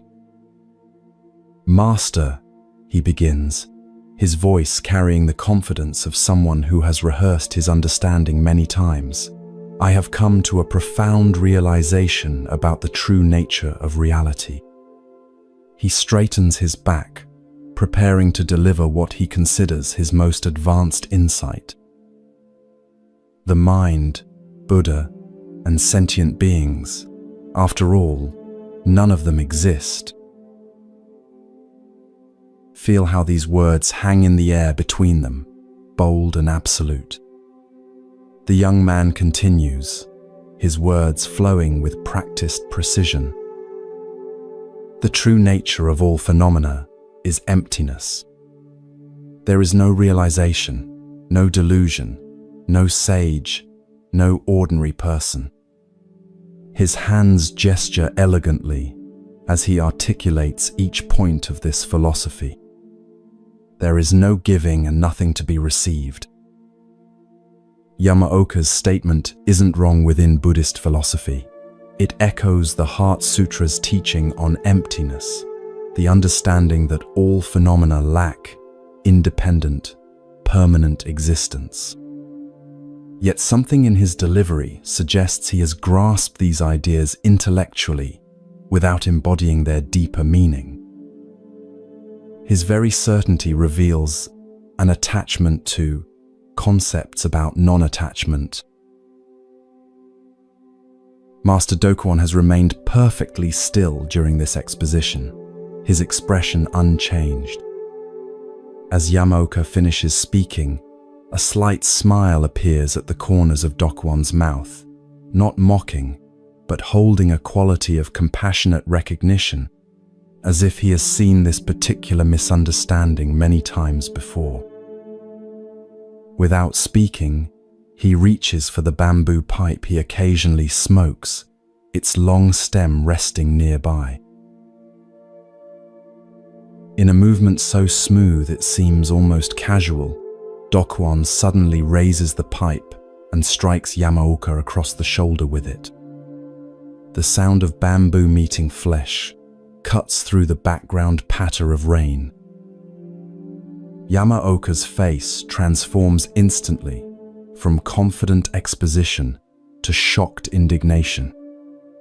Pain flares across his shoulder and, more significantly, anger rises within him like a sudden flame. His breath catches, his muscles tense, and his eyes widen with unmistakable emotion. "Why did you do that?" he demands, rubbing his shoulder, the philosophical detachment of moments before completely forgotten. Master Dokuan leans forward slightly, his eyes meeting Yamaoka's with penetrating clarity. His voice, when he finally speaks, is neither harsh nor gentle, but direct as sunlight. "If nothing exists," he asks, "where did this anger come from?" Experience the profound silence that follows this question, how it expands to fill the room more completely than any philosophical discourse could. The rain continues its steady rhythm, but something has shifted in the quality of attention between the two men. In the space opened by Dokuan's question, Yamaoka confronts not just a logical contradiction, but the living reality of his own experience that transcends all concepts. The anger that flared so quickly in response to the strike was not a philosophical position, but an immediate, embodied reality. If truly nothing existed, no self, no other, no sensation, no reaction, then from where did this unmistakable anger arise? How could emptiness feel pain or indignation? In that moment of genuine emotion, the abstract understanding of nothing exists revealed itself as merely another concept, another position held by the very mind that supposedly didn't exist. Watch as understanding slowly dawns on Yamoka's face, not the satisfaction of intellectual insight, but the humbling recognition of how far conceptual understanding falls short of lived truth. The rain seems louder now, in the silence between them, each drop a tiny reminder of the world of direct experience that no philosophy can fully capture or contain. Yamaoka bows deeply, not from social courtesy, but from genuine recognition. When he straightens, his face has softened, the certainty replaced by something more valuable, authentic questioning. Master Dokuan nods slightly, acknowledging this shift, and reaches for the teapot to refill their cups. The lesson continues, in silence, as steam rises from fresh tea and rain traces patterns on the garden stones outside. This encounter reveals a central paradox on the Buddhist path. The teaching of emptiness, shunyata, is meant to liberate us from attachment to fixed views, yet it can itself become just another fixed view to which we cling. When emptiness becomes merely an intellectual position, nothing exists, rather than a direct insight into the fluid, interdependent nature of reality. It actually reinforces the very dualistic thinking it's meant to dissolve. Truly understanding emptiness doesn't mean denying the relative reality of our lived experience, the pain of a bamboo pipe striking your shoulder, the flush of anger rising in response. Rather, it means recognizing that these experiences, while real on one level, don't exist in the way we habitually imagine, as solid, separate, independent entities. They arise in dependence on countless conditions, persist for a time, and then dissolve back into the flow of experience. This understanding doesn't negate experience, but transforms our relationship to it, freeing us from the suffering that comes from grasping at what is inherently impermanent and interconnected. In your own life, notice where you might be holding ideas about spirituality or enlightenment as intellectual possessions, concepts you've accumulated, rather than truths you've embodied. Perhaps you understand intellectually that all things are impermanent, while still reacting with surprise and resistance when change inevitably arrives. Maybe you've read extensively about non-attachment while still feeling the sting of loss when something valued disappears from your life. These contradictions aren't failures, but invitations to move beyond the comfortable territory of concepts into the more challenging landscape of direct experience. Dokuan's question, "Where did this anger come from?"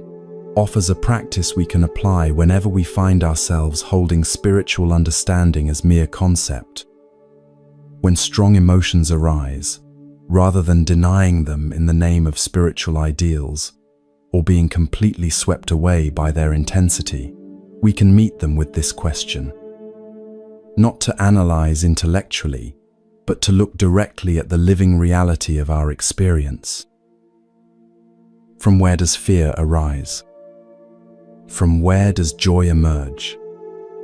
From where does confusion appear? This direct looking cuts through layers of concept and brings us face to face with the mystery of our own consciousness, neither empty nor solid, neither existent nor non-existent in any absolute sense. The Zen tradition has always valued this direct pointing over elaborate philosophy. While intellectual understanding has its place, it serves primarily as a raft to carry us to the shore of direct experience. Once there, we must be willing to leave the raft behind rather than carrying it on our shoulders as Yamaoka initially did with his understanding of emptiness. True wisdom emerges not from accumulating spiritual concepts, but from allowing them to dissolve into the immediate reality of lived experience. As you continue to relax more deeply, let Yamaoka's lesson become your own. Notice how your body feels in this moment, the weight of it against the surface supporting you, the rhythm of your breath moving in and out, the subtle sensations that arise and pass within your field of awareness. These experiences are neither absolutely existent nor absolutely non-existent. They simply are as they are, arising when conditions support them, passing when conditions change. This direct experience, not abstract philosophy, is the true territory of Zen practice. Perhaps, like Yamaoka, you've sometimes mistaken the map for the territory, believed that understanding spiritual teachings intellectually was the same as embodying them in your life. Dokwon's bamboo pipe reminds us that true understanding is tested not in the realm of elegant ideas, but in the crucible of direct experience. How do you respond when life strikes you unexpectedly? What arises when your carefully constructed understanding meets the messy reality of lived experience? As sleep approaches, allow these questions to work within you not as problems to solve, but as invitations to direct looking. The anger that arose in Yamaoka revealed not failure but opportunity, the chance to move beyond concept into the living reality that no words can fully capture. Your own experiences, whether pleasant or painful, offer the same invitation to meet life not through the filter of accumulated understanding, but with the fresh, direct attention that reveals its true nature. In this meeting of direct experience, neither grasping at existence nor hiding in non-existence, the middle way of Buddhism reveals itself, not as philosophy, but as the very ground of being. Neither solid nor empty, neither permanent nor non-existent, reality shimmers with a quality that transcends all concepts, yet manifests as this very moment, this very breath, this gradual surrender to sleep. Rest in this understanding as consciousness begins its journey toward dreams, knowing that true wisdom lies not in elegant ideas about nothing existing, but in the simple wonder of experiencing whatever arises, just as it is.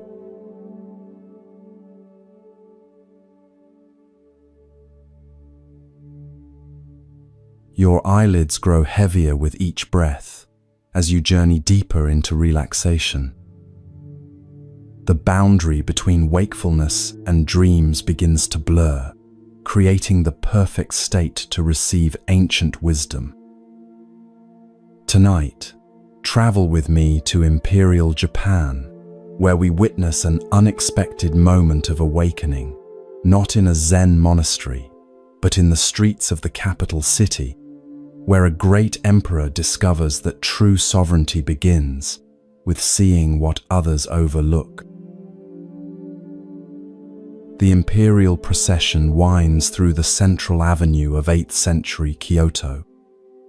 Feel the vibration of the ground beneath your feet as dozens of mounted guards in lacquered armor clear the way. Listen to the rhythmic beat of ceremonial drums and the haunting notes of bamboo flutes announcing the emperor's approach. The air carries the mingled scents of incense, horses, and the dust stirred up by hundreds of feet. Crowds line the streets, their excited whispers creating a constant murmur beneath the formal music.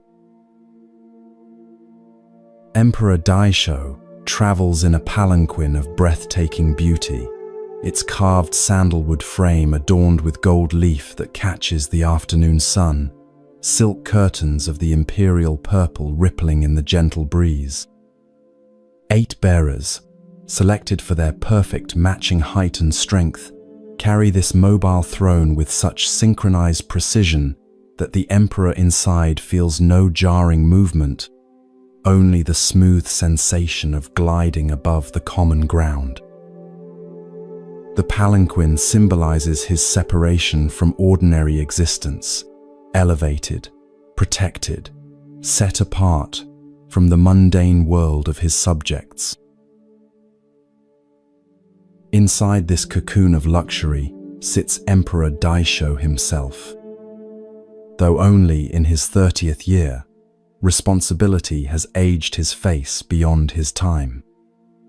His expression maintains the careful neutrality expected of one who rules an empire, neither too somber nor too light, a face trained to reveal nothing of the man beneath the elaborate robes and ceremonial headdress.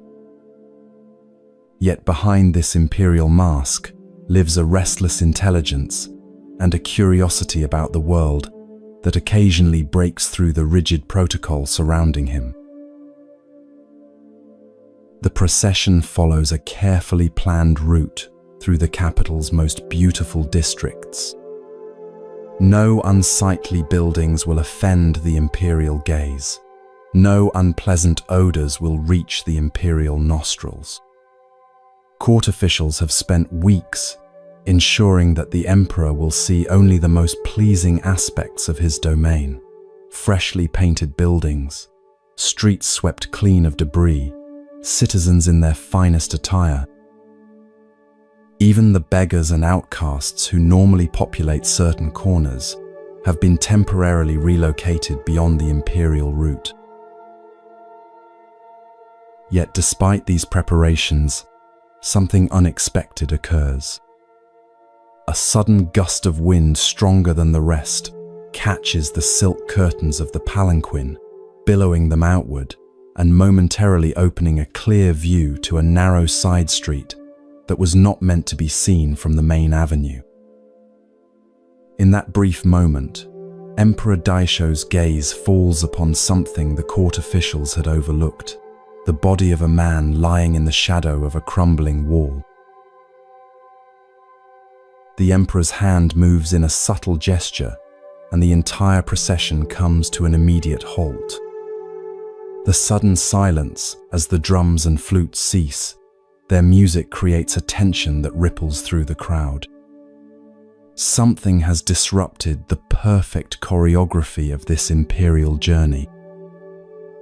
"There," Daisho says quietly to his chief attendant, pointing toward the side street. "I wish to see."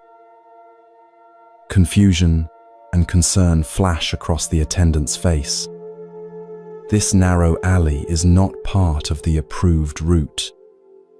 Nothing there has been prepared for imperial inspection.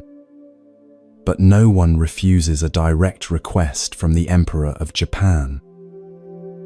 "As you wish, Divine One," the attendant replies, signaling to the bearers.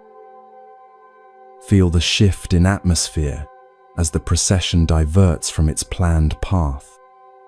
Courtiers exchange worried glances, guards tighten their formation, and the crowd murmurs in surprise at this unprecedented change. The palanquin bearers turn carefully into the narrow street, moving with heightened caution over the uneven ground. As they approach the crumbling wall, the body comes clearly into view. It is a beggar, clearly dead for perhaps a day, his thin body covered only by tattered robes. No one has claimed him for burial. No one has even moved him from where he fell. In death as in life, he remains unseen by the bustling city around him, or at least unseen until now. Emperor Daisho steps down from his palanquin, an action so unexpected that several attendants gasp audibly. The emperor does not walk on unprepared ground. His feet do not touch the same earth as common people. Yet here he stands, the elaborate layers of his ceremonial robes gathering dust from the neglected street. He approaches the dead man slowly, his face revealing nothing of his thoughts. The courtiers and guards remain frozen in shock at this breach of protocol, while the common people who have followed the procession watch in stunned silence. No one present has ever witnessed or even heard of an emperor approaching the body of a beggar. Daisho stops before the body and stands in silence for several long moments. What passes through his mind in this extraordinary moment, none can say with certainty. But when he finally speaks, his voice carries no disgust, no judgment, only a clear recognition of what lies before him. "This man too was one of my subjects," he says, his words carrying clearly in the hushed silence. "Yet he died alone, uncared for, and remains unburied." He turns to face his chief minister, who has hurried to his side. "How can I claim to rule this land when such things happen within the shadow of my own palace?" The minister begins to offer excuses, that there are too many beggars to count, that court resources cannot extend to every unfortunate, that surely the emperor cannot be expected to concern himself with such lowly matters. But Daisho raises his hand, silencing these protestations with a simple gesture. "I wish for this man to receive proper burial rites," he commands.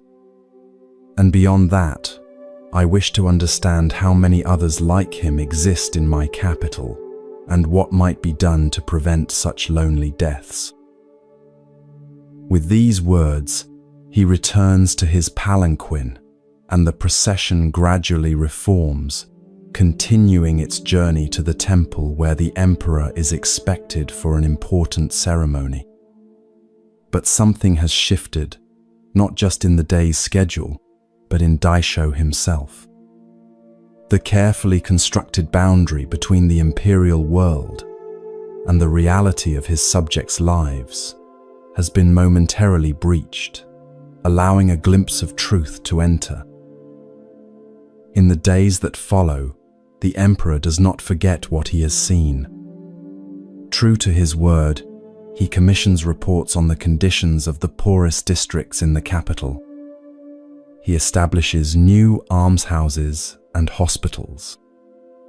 Most significantly, he begins occasionally traveling through the city in disguise, seeking to understand directly what life is like for those who live beyond the carefully curated views presented to him during official functions.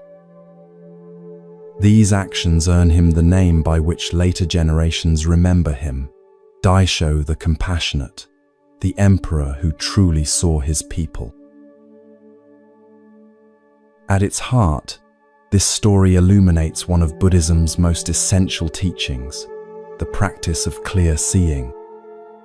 In Zen, this is called kensho, seeing into one's true nature, but it begins with the simple yet profound act of noticing what is actually present, rather than what we expect or prefer to see.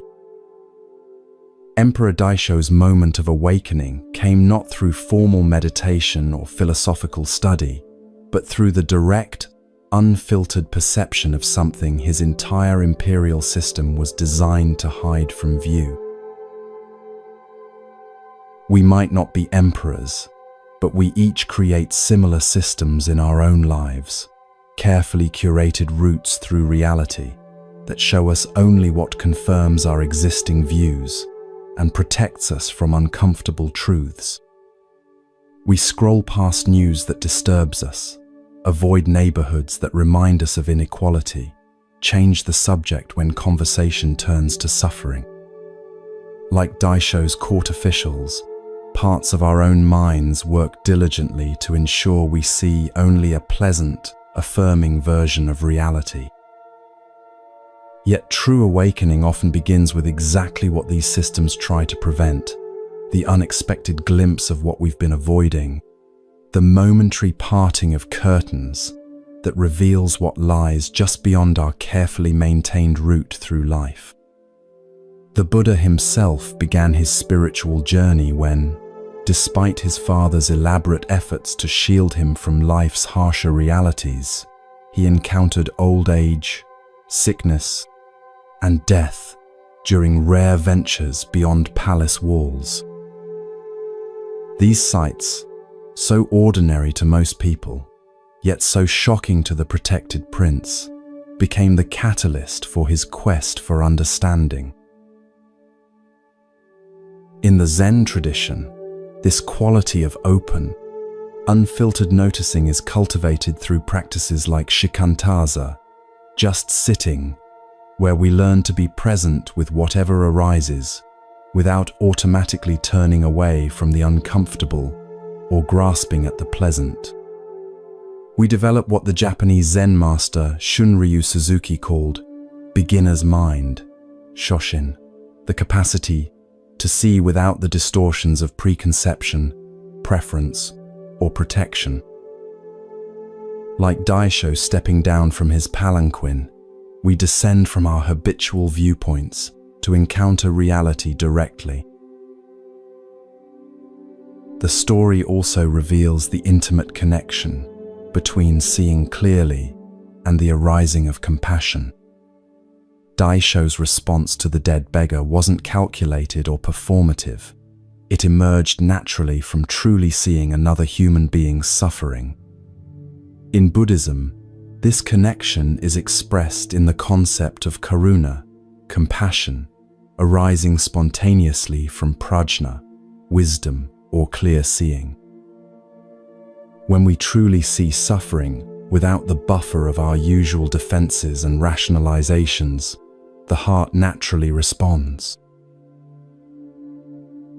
Consider your own life as you continue to relax more deeply. What might you be systematically not noticing? What suffering, in yourself, in others, in the wider world, have you arranged your life to avoid seeing directly? What imperial processions do you maintain, habitual routes through physical and mental landscapes that shield you from uncomfortable realities?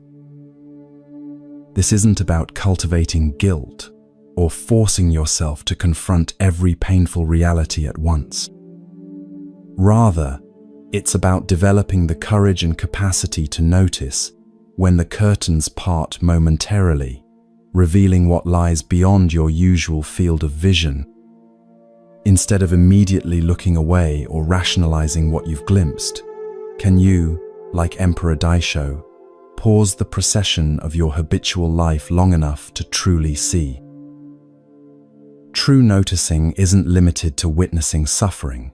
It extends to all of reality, including beauty, joy, and the simple miracles of ordinary existence that our busy minds often overlook. The practice is the same: pausing, attending, allowing reality to meet us directly rather than through the filters of concept, judgment, or habit. In this way, noticing becomes not a burden but a path to greater aliveness and connection with the world as it actually is. As sleep approaches, imagine yourself stepping down from whatever palanquin has been carrying you through life: your status, your self-image, your carefully maintained worldview. Feel what it might be like to stand directly on the ground of reality, seeing clearly without the usual buffers and filters. Notice how the heart naturally responds when we meet life this way, not with judgment or aversion, but with the same compassionate recognition that moved Daisho to action. This, too, is part of my realm, we might say of whatever we've been avoiding or overlooking.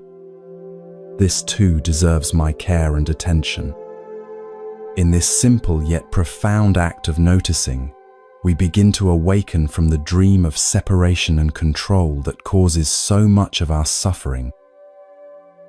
Like Daisho the Compassionate, we discover that true sovereignty begins not with protecting ourselves from reality, but with the courage to see it clearly, respond appropriately, and carry this seeing into action in the world.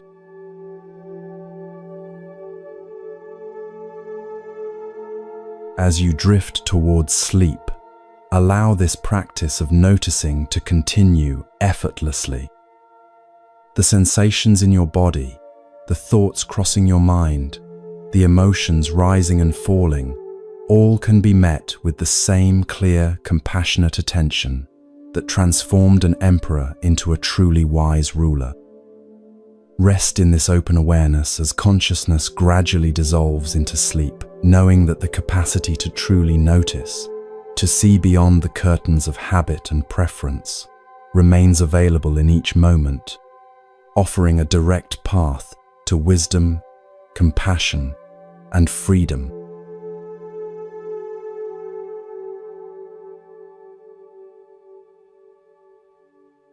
Allow your body to settle more deeply into relaxation as we journey now to ancient China, where the boundary between spiritual aspiration and genuine realization is about to be tested in fire. With each breath, feel yourself transported across time and space to a small village nestled between mist-covered mountains, where an unexpected teacher is about to deliver one of Zen's most searing lessons. The morning sun filters through bamboo groves, creating dappled patterns that shift with each gentle breeze. Dew still clings to grasses along the narrow footpath that winds between rice paddies toward the outskirts of the village.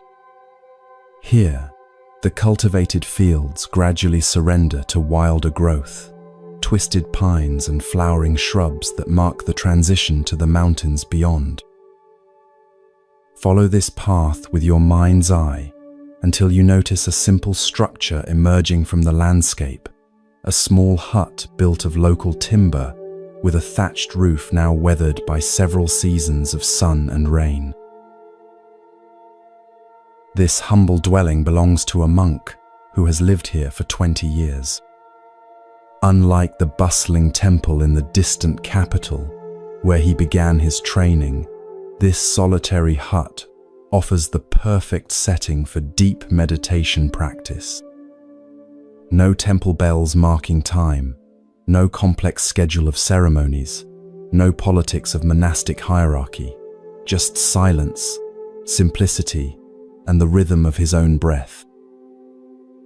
Here, he believes, he will surely attain the enlightenment he has sought with such dedication.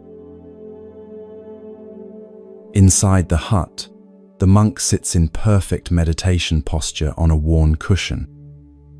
His legs are folded in the lotus position, his spine straight but not rigid, his hands resting in his lap in the cosmic mudra, left palm up, right palm resting upon it, thumbs lightly touching to form a perfect oval. His eyes remain half open, gazing softly at the earthen floor before him. His breath moves in and out with the unhurried rhythm of deep concentration. The interior of the hut reflects his commitment to simplicity, a sleeping mat rolled neatly against one wall, a shelf holding a few sutras, a small altar with a simple Buddha figure, and a stick of incense, sending a thin line of fragrant smoke toward the ceiling.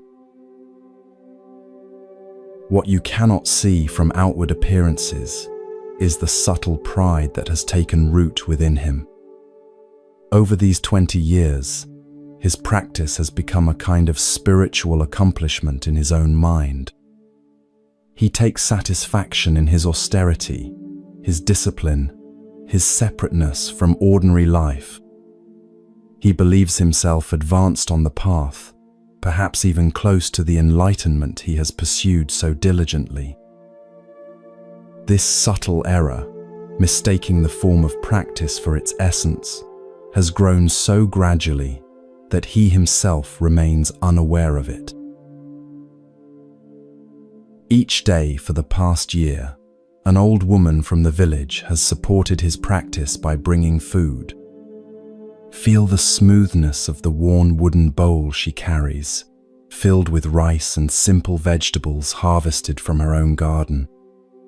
Notice her hands, gnarled like ancient tree roots from decades of labor, yet still strong enough to carry water, tend crops, and support this monk she believes to be a holy man. In her weathered face, lines map a lifetime of joys and sorrows, laughter and tears, all met with the direct simplicity that comes from living close to the fundamentals of existence. For 20 years, she has heard villagers speak of the monk's dedication. For 20 years, she has set aside a portion of her own modest harvest to support his spiritual endeavors. For 20 years, she has believed that his practice brings blessings to the village and merit to those who support him. Yet in all this time she has wondered what wisdom has emerged from these decades of meditation. What realization has bloomed from such perfect conditions? Today, as she approaches the hut with her offering, something has shifted in her usually gentle demeanor. There is a new determination in her step, a clarity in her gaze that suggests a decision has been reached after long consideration. She sets the bowl down outside the hut's entrance and calls softly to announce her presence, as she has done hundreds of times before. The monk's eyes open fully as he registers her voice. With practiced movements, he rises from his cushion and steps to the doorway to receive her offering. Their exchange follows the usual pattern, her bow of respect, his nod of acknowledgement, the bowl changing hands with minimal interaction. But today, as he turns to go back inside, she speaks words that break their established routine. "Before I go," she says, her voice carrying unexpected authority, "I would like to ask you a question." The monk pauses, surprised by this deviation from their silent ritual. "Of course," he responds, though a hint of impatience colors his tone. His morning meditation has been interrupted, after all. Feel the weight of the moment as the old woman looks directly into his eyes and asks, "In all your years of study and meditation, what have you understood about Buddha's teaching? What wisdom has your practice revealed?" The monk straightens slightly, pleased to have an opportunity to demonstrate his spiritual attainment. "I have realized that Buddha, nature pervades all things," he begins, his voice taking on the measured cadence he remembers from his teachers. "Everything is emptiness. Form is no other than emptiness. Emptiness no other than form. All phenomena arise and pass away like dreams, like illusions, like bubbles on a stream." He continues with similar phrases, eloquent echoes from sutras he has memorized and concepts he has contemplated during his years of practice. As he speaks, something shifts in the old woman's expression, not toward the reverence or gratitude he might expect, but toward a deepening disappointment.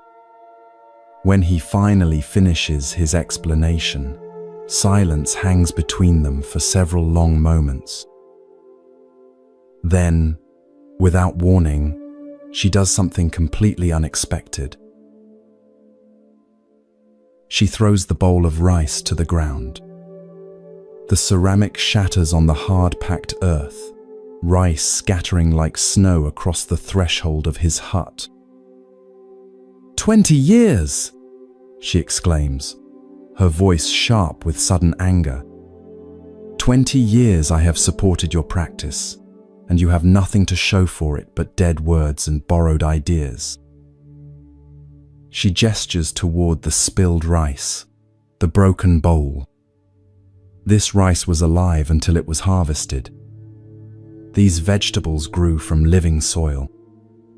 Even this bowl was shaped by hands that know what it means to create, rather than merely recite. The monk stands frozen in shock, unable to formulate a response to this unprecedented disruption of his carefully ordered existence. His face flushes with a mixture of embarrassment and indignation. Before he can gather himself to speak, the old woman turns and walks away, leaving him standing amid the scattered remnants of her offering. For the remainder of the day, the monk attempts to return to his meditation, but finds his concentration shattered. The old woman's words and actions have disturbed something fundamental in the structure of his practice. Doubt begins to seep into the cracks opened by her challenge. Has his practice been truly alive, or merely a perfect performance of spiritual forms? Has he been seeking wisdom or merely accumulating knowledge? These questions circle in his mind, like autumn leaves caught in a whirlwind, refusing to settle. As evening approaches, he notices the old woman returning along the path from the village. Perhaps she has reconsidered her outburst, he thinks. Perhaps she has come to apologize and restore the harmonious arrangement they have maintained for so long. But as she draws nearer, he sees something alarming in her hands.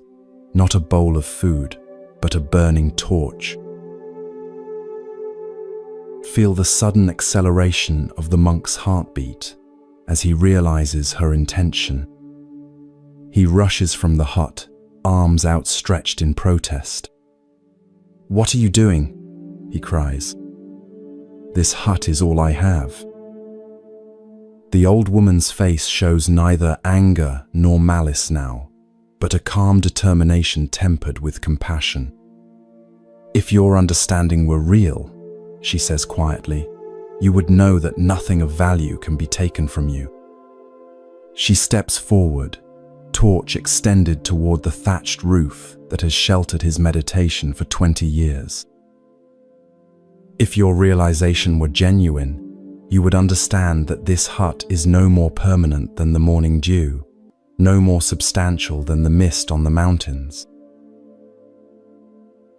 Before the monk can intervene, she touches the torch to the dry thatch. Flames catch and spread with frightening speed, transforming the simple structure into a column of fire that illuminates the gathering dusk. Heat radiates outward in waves, as 20 years of the monk's life, his sutras, his altar, his meditation cushion, are consumed in the blaze. Watch the monk's face as he witnesses this destruction. At first, there is shock and anger. How could she do this? By what right does she destroy what he has built with such care? But as the flames rise higher, something shifts in his expression.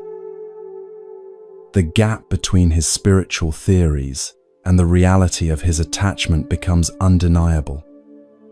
The emptiness he has discussed so eloquently is now a direct, lived experience as his possessions and identity literally turn to ash before his eyes.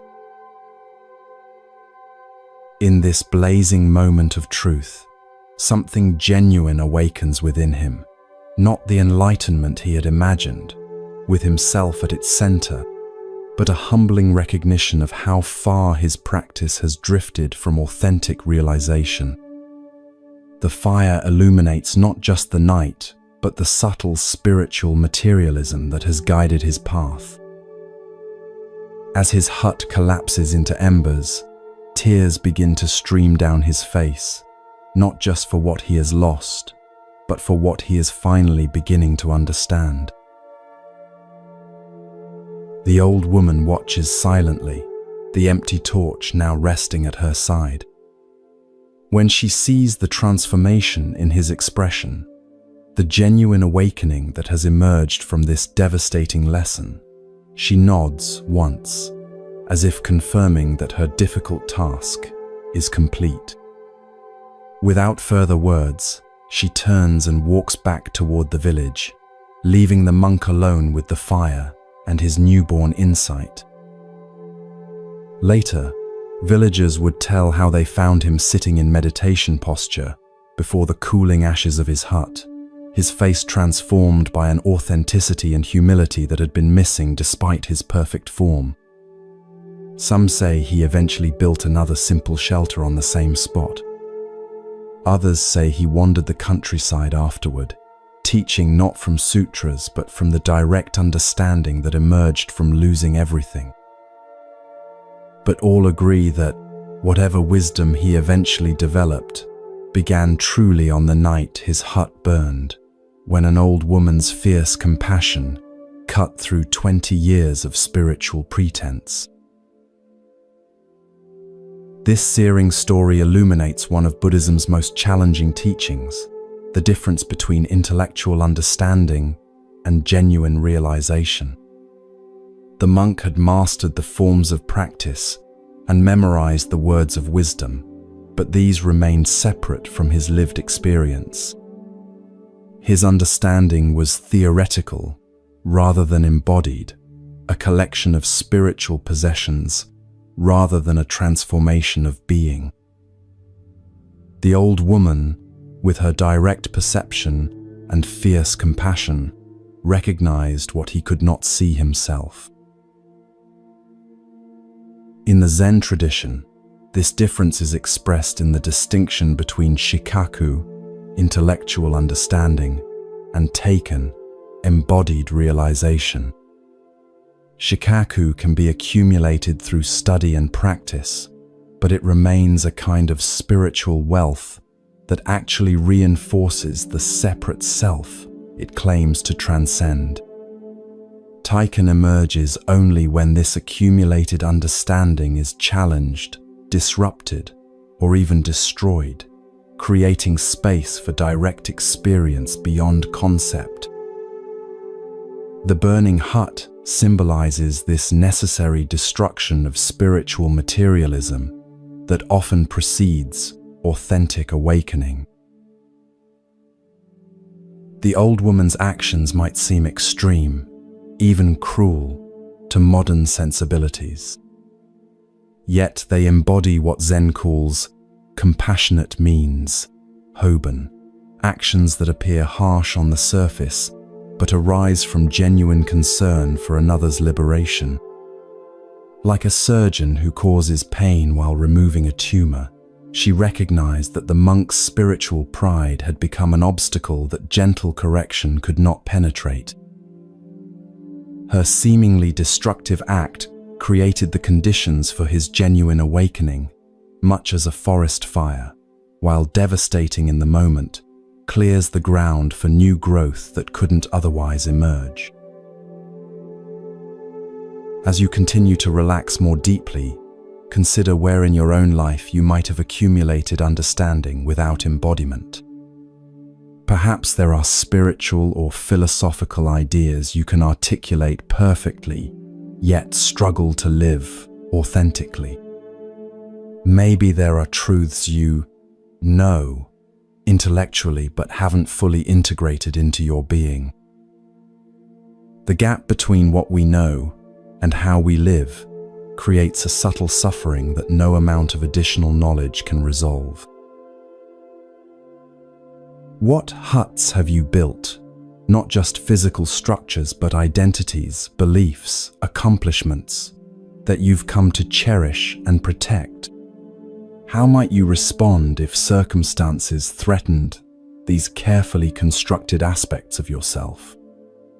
The monk's initial reaction, panic, protest, anger, reveals how easily spiritual understanding collapses when our security is genuinely threatened. Yet it is precisely in these moments of disruption and loss that our practice is most deeply tested and the possibility of authentic realization emerges.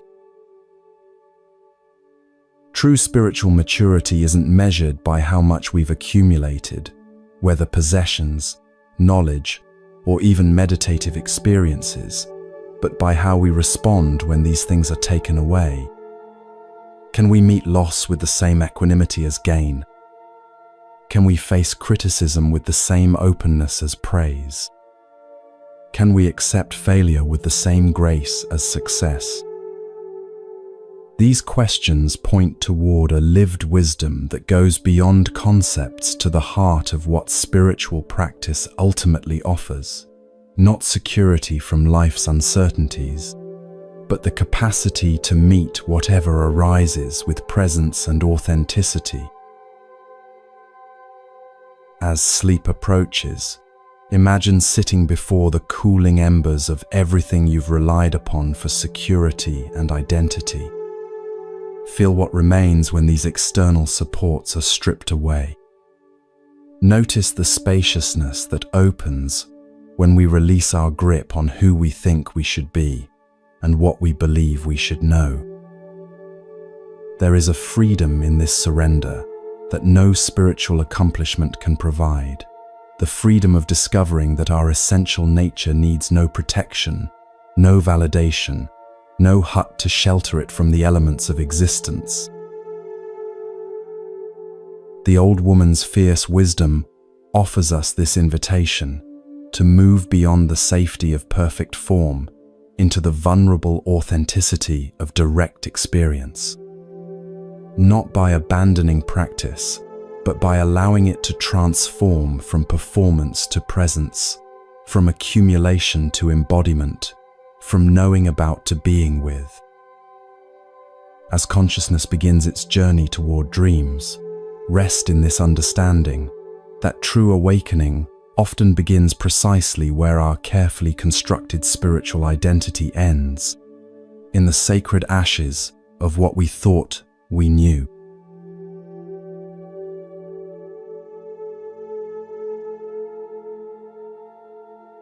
Let the weight of your body surrender completely to the surface, supporting you as we journey to the final story of our night's exploration. Each breath draws you deeper into relaxation. Each heartbeat carries you further from daily concerns toward a twilight realm where ancient wisdom speaks directly to your innermost being.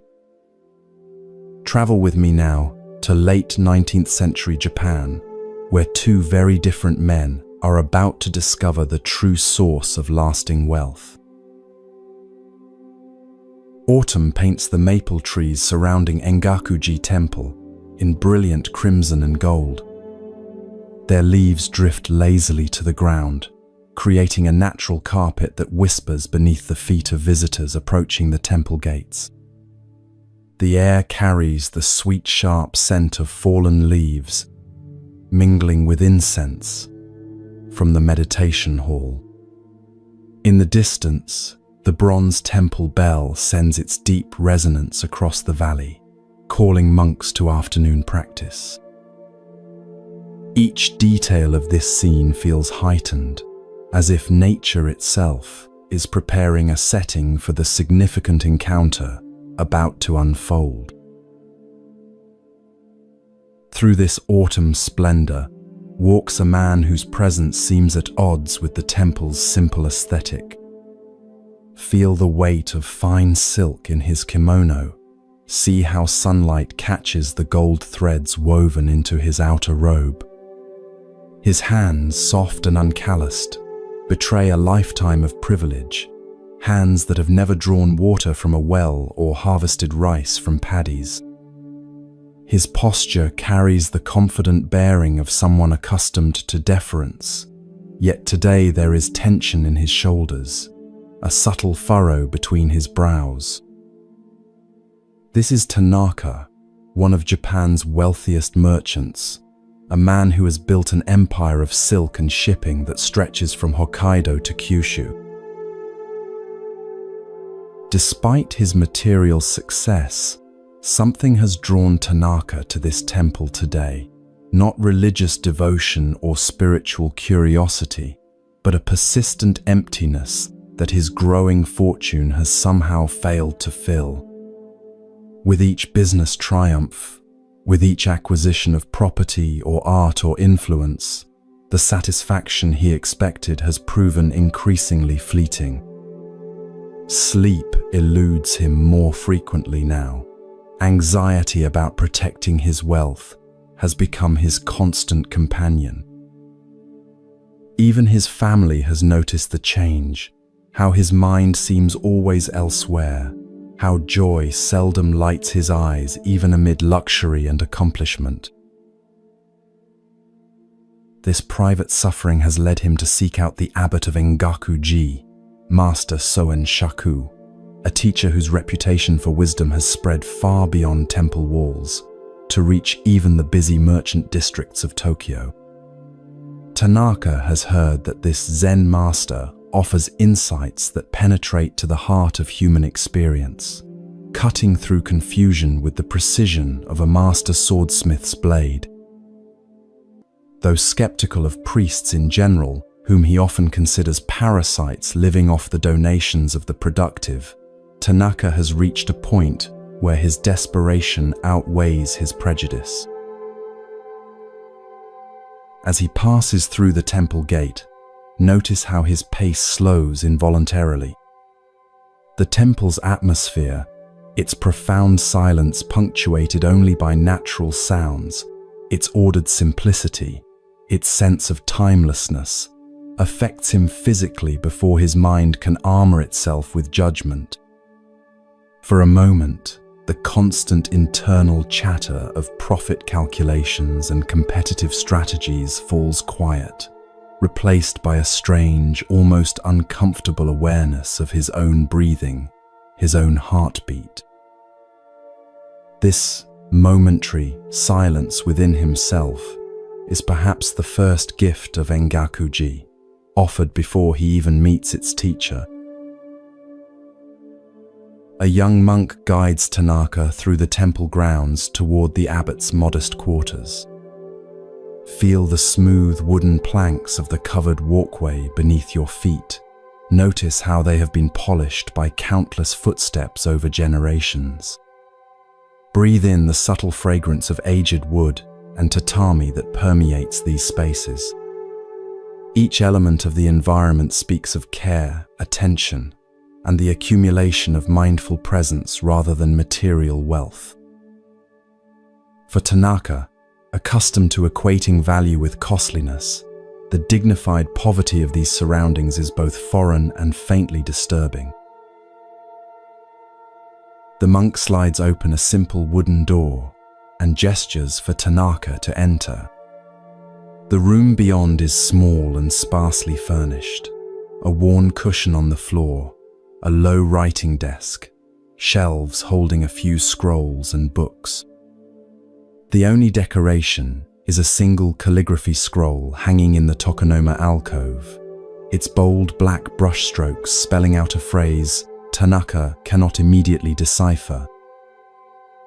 Near the desk kneels a middle-aged man, dressed in the plain black robes of a Zen priest, seemingly absorbed in writing.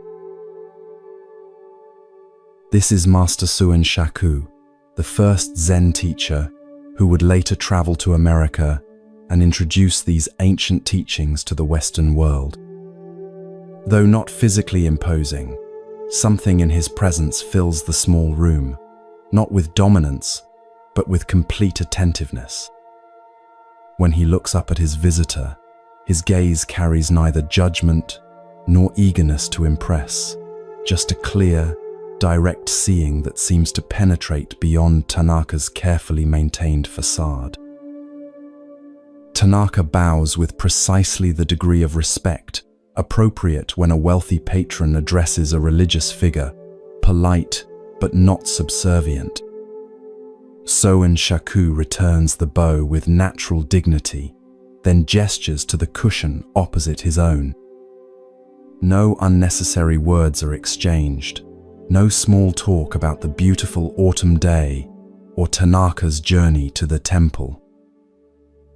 The merchant appreciates this efficiency, so similar to his own business dealings, though he doesn't yet recognize it as the Zen quality of directness rather than social expediency.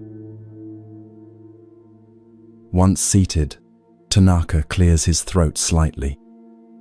Though accustomed to dominating conversations, something about this simple room and this quiet man makes his usual approach feel suddenly inappropriate. "Master," he begins, the formal title feeling strange on his tongue, "I have achieved significant success in my business ventures. My warehouses are filled with goods. My ships travel to distant ports. My name is respected in financial circles throughout Japan." He pauses, unexpectedly uncomfortable with this recitation of accomplishments that in other contexts would establish his importance. Soen Shaku remains silent, neither impressed nor dismissive, simply present with complete attention. This quality of listening, not waiting for his turn to speak, not mentally formulating responses, but truly receiving another's words, is unfamiliar to Tanaka, who is accustomed to people either fawning over his success or envying it.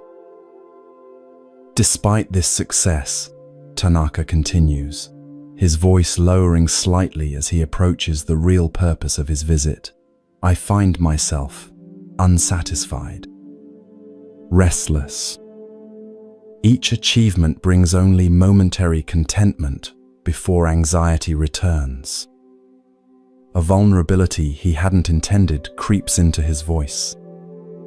"I had believed that once I accumulated sufficient wealth, a sense of security and peace would naturally follow. Yet the opposite seems to be occurring.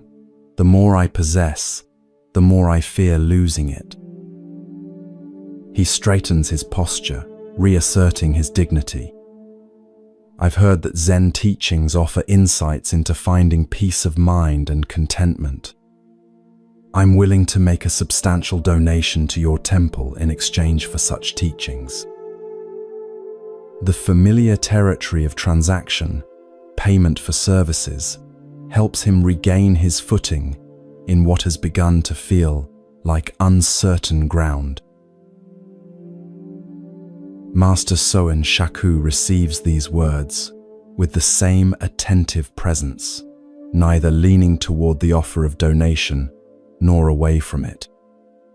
After a moment of silence that seems to expand beyond its actual duration, he responds, his voice carrying neither judgment nor eagerness to convince. "The dissatisfaction you describe is not unique to you or to the wealthy," he says. "It is the human condition to seek happiness through acquisition of possessions, status, relationships, even spiritual attainments. Yet this approach inevitably fails because it is based on a fundamental misunderstanding." Tanaka's expression reveals a mixture of interest and slight offense. He isn't accustomed to having his worldview described as a misunderstanding. Yet something in the teacher's direct simplicity prevents him from dismissing these words outright. "What misunderstanding?" he asks, genuine curiosity temporarily overriding his usual certainty. Soen Shaku rises in a single fluid movement and walks to the small window overlooking the temple garden. He gestures for Tanaka to join him there. Feel the coolness of the wooden window frame beneath your fingers as you look out with them at the carefully raked white gravel, the moss-covered stones, the single maple tree whose red leaves seem to glow from within when touched by sunlight. "What do you see?" asks the teacher. Tanaka studies the garden, trying to discern what response might be expected.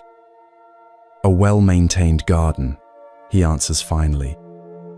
"Simple but harmonious in design." "And its purpose," continues Soen Shaku. "Decoration. A place for contemplation," Tanaka offers, increasingly uncertain about the direction of this exchange. The teacher smiles slightly. "This garden contains nothing that is not already present in any patch of wilderness, stones, plants, earth, space. Its beauty emerges not from adding precious elements, but from arrangement and removal, revealing what is essential by clearing away what is not." He turns to face Tanaka directly. "The peace you seek works the same way. It comes not from adding more possessions to your life, but from discovering the treasure that already exists within you, naturally." Tanaka's brow furrows. "What treasure within? I don't understand." Instead of explaining further, Soen Shaku returns to his cushion and gestures for Tanaka to resume his place opposite. Once they are seated, the teacher asks a question that seems to come from an entirely different conversation.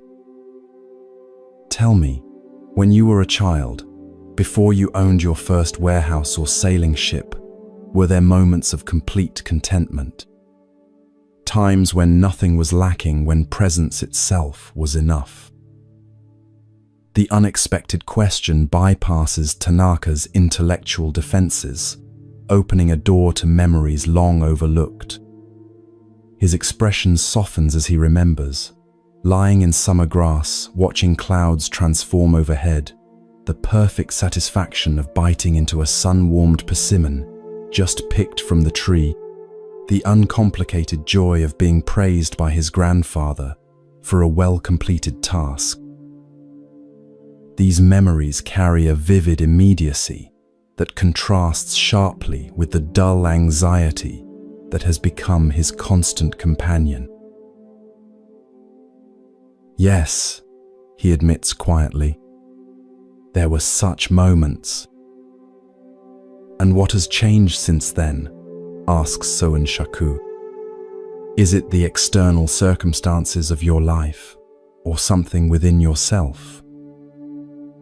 The question lands with unexpected weight, creating a silence that Tanaka doesn't rush to fill.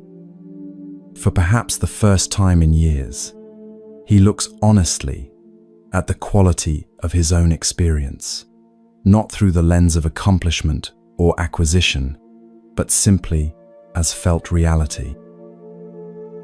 What he discovers in this moment of clarity is both surprising and somehow familiar, that his restless pursuit of more has actually carried him further from the natural contentment he once knew without effort. "I think I understand," he says slowly. "But how does one return to that simplicity? I cannot unknow what I know about the world, or unbecome who I have become." Soen Shaku nods, acknowledging the genuine difficulty of the question. "You're right, there is no returning to childlike innocence. But there is a maturity beyond sophistication, a simplicity beyond complexity. It begins with recognizing that what you seek is not located where you have been looking." He gestures toward the calligraphy scroll hanging in the alcove. "Do you know what those characters say?" Tanaka studies the bold brushstrokes. "I'm afraid I don't recognize them."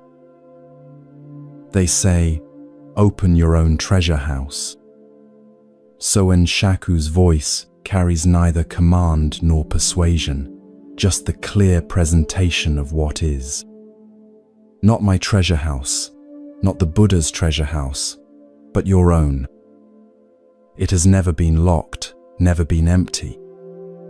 You have simply been facing away from the entrance, looking elsewhere for what already belongs to you. Feel how these words resonate not just in Tanaka's understanding but in his body, a subtle release of tension, a remembering of what has always been present beneath the surface of his striving. This is not a new acquisition of knowledge, but a recognition of something so close that he has overlooked it throughout his pursuit of distant treasures. How do I open this treasure house? He asks, genuine humility replacing his usual commercial approach of negotiating for advantage. Begin by stopping, says Suen Shaku simply. Stop believing that contentment lies in the next acquisition, the next achievement, the next anything outside yourself. Stop treating life as a transaction where happiness must be purchased through effort or wealth. He reaches for a simple ceramic cup beside his writing desk and takes a small sip of tea.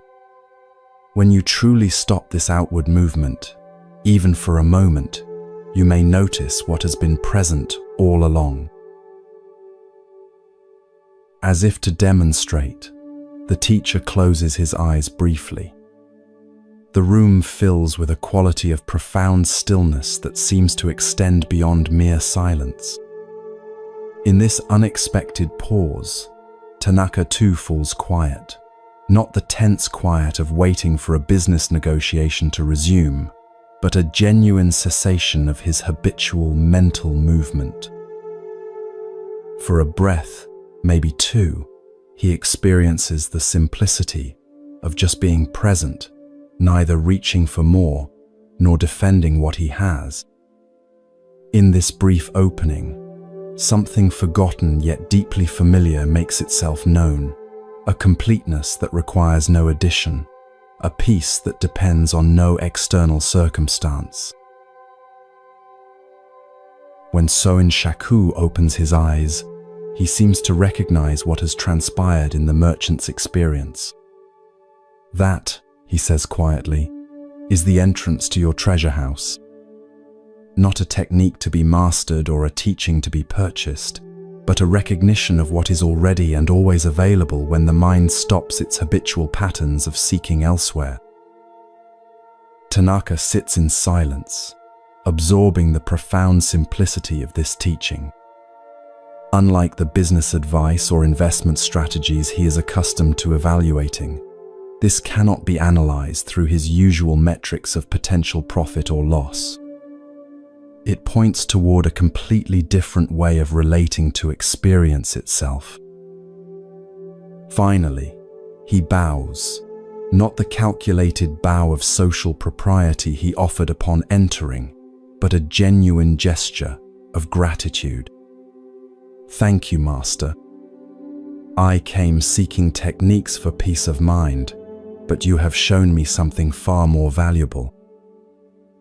You have shown yourself, corrects Soen Shaku gently. I have merely pointed toward what was already there. As their meeting concludes, Tanaka reaches inside his robe and removes a small but heavy pouch. The distinctive clink of gold coins sounds as he places it on the floor between them. For the temple, he says. Soen Shaku makes no move to take or refuse the offering. The teaching I've shared cannot be purchased, he says, but your generosity toward the temple is welcome if it comes from the treasure house we've discussed, rather than from obligation or attempt to acquire merit. His eyes meet Tanaka's with clear discernment. Only you can know the source of your giving. Something shifts in Tanaka's expression as he recognizes the choice before him to treat even this donation as a transaction, a spiritual purchase, or to allow it to flow from the natural generosity that emerges when we recognize our inherent completeness. After a moment's reflection, he adds a second pouch beside the first, this one given not from calculation, but from the glimpse he has had of his own treasure house. As he leaves the temple, walking back through the carpet of autumn leaves, Tanaka carries with him not new spiritual possessions to protect and maintain, but a question that will continue to unfold throughout his life. What changes when we stop seeking treasure outside ourselves and begin to recognize what has been present all along? This final story illuminates one of Buddhism's most essential teachings, that the peace and contentment we seek through endless acquisition already exists within us, needing only to be recognized rather than attained. This teaching appears throughout Buddhist traditions, in the Zen concept of Hongaku, original enlightenment, in the Tibetan recognition of Buddha, nature, in the Thai forest tradition's emphasis on citta, the heart, mind that is naturally radiant before being obscured by defilements. Each points toward the same fundamental reality, that our endless seeking outside ourselves obscures the very treasure we're looking for. As you sink deeper towards sleep, consider how this teaching might illuminate your own experience. Notice how often your mind moves in the pattern Tanaka demonstrated, believing that contentment lies in the next achievement, the next acquisition, the next relationship, the next spiritual insight. This pattern creates a perpetual sense of insufficiency, a subtle background feeling that something is missing or incomplete. Yet whenever this seeking momentarily stops, perhaps in moments of natural beauty, creative absorption, or deep connection, a completeness makes itself known that depends on nothing outside itself. Your own treasure house has never been locked or empty. The capacity for contentment, clarity, and compassion exists within you as naturally as fragrance exists within a flower. These qualities don't need to be manufactured or imported from outside. They need only to be recognized and allowed to express themselves. The journey is not one of attainment, but of removal, clearing away the habitual patterns of thought and behavior that obscure what has been present all along.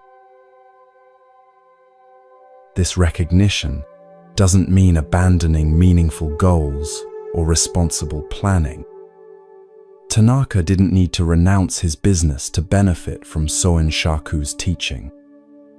Rather, it means approaching life's activities from a different starting point, not from lack seeking fulfillment, but from wholeness expressing itself uniquely through your particular gifts and circumstances.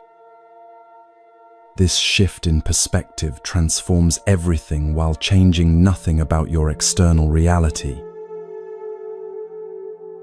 As consciousness begins its journey toward dreams, allow this teaching to work within you, not as another spiritual acquisition, but as permission to recognize what is already present. Feel the natural completeness that exists in this very moment, not dependent on circumstances being different, not waiting for some future achievement, but available now in the simple miracle of awareness itself.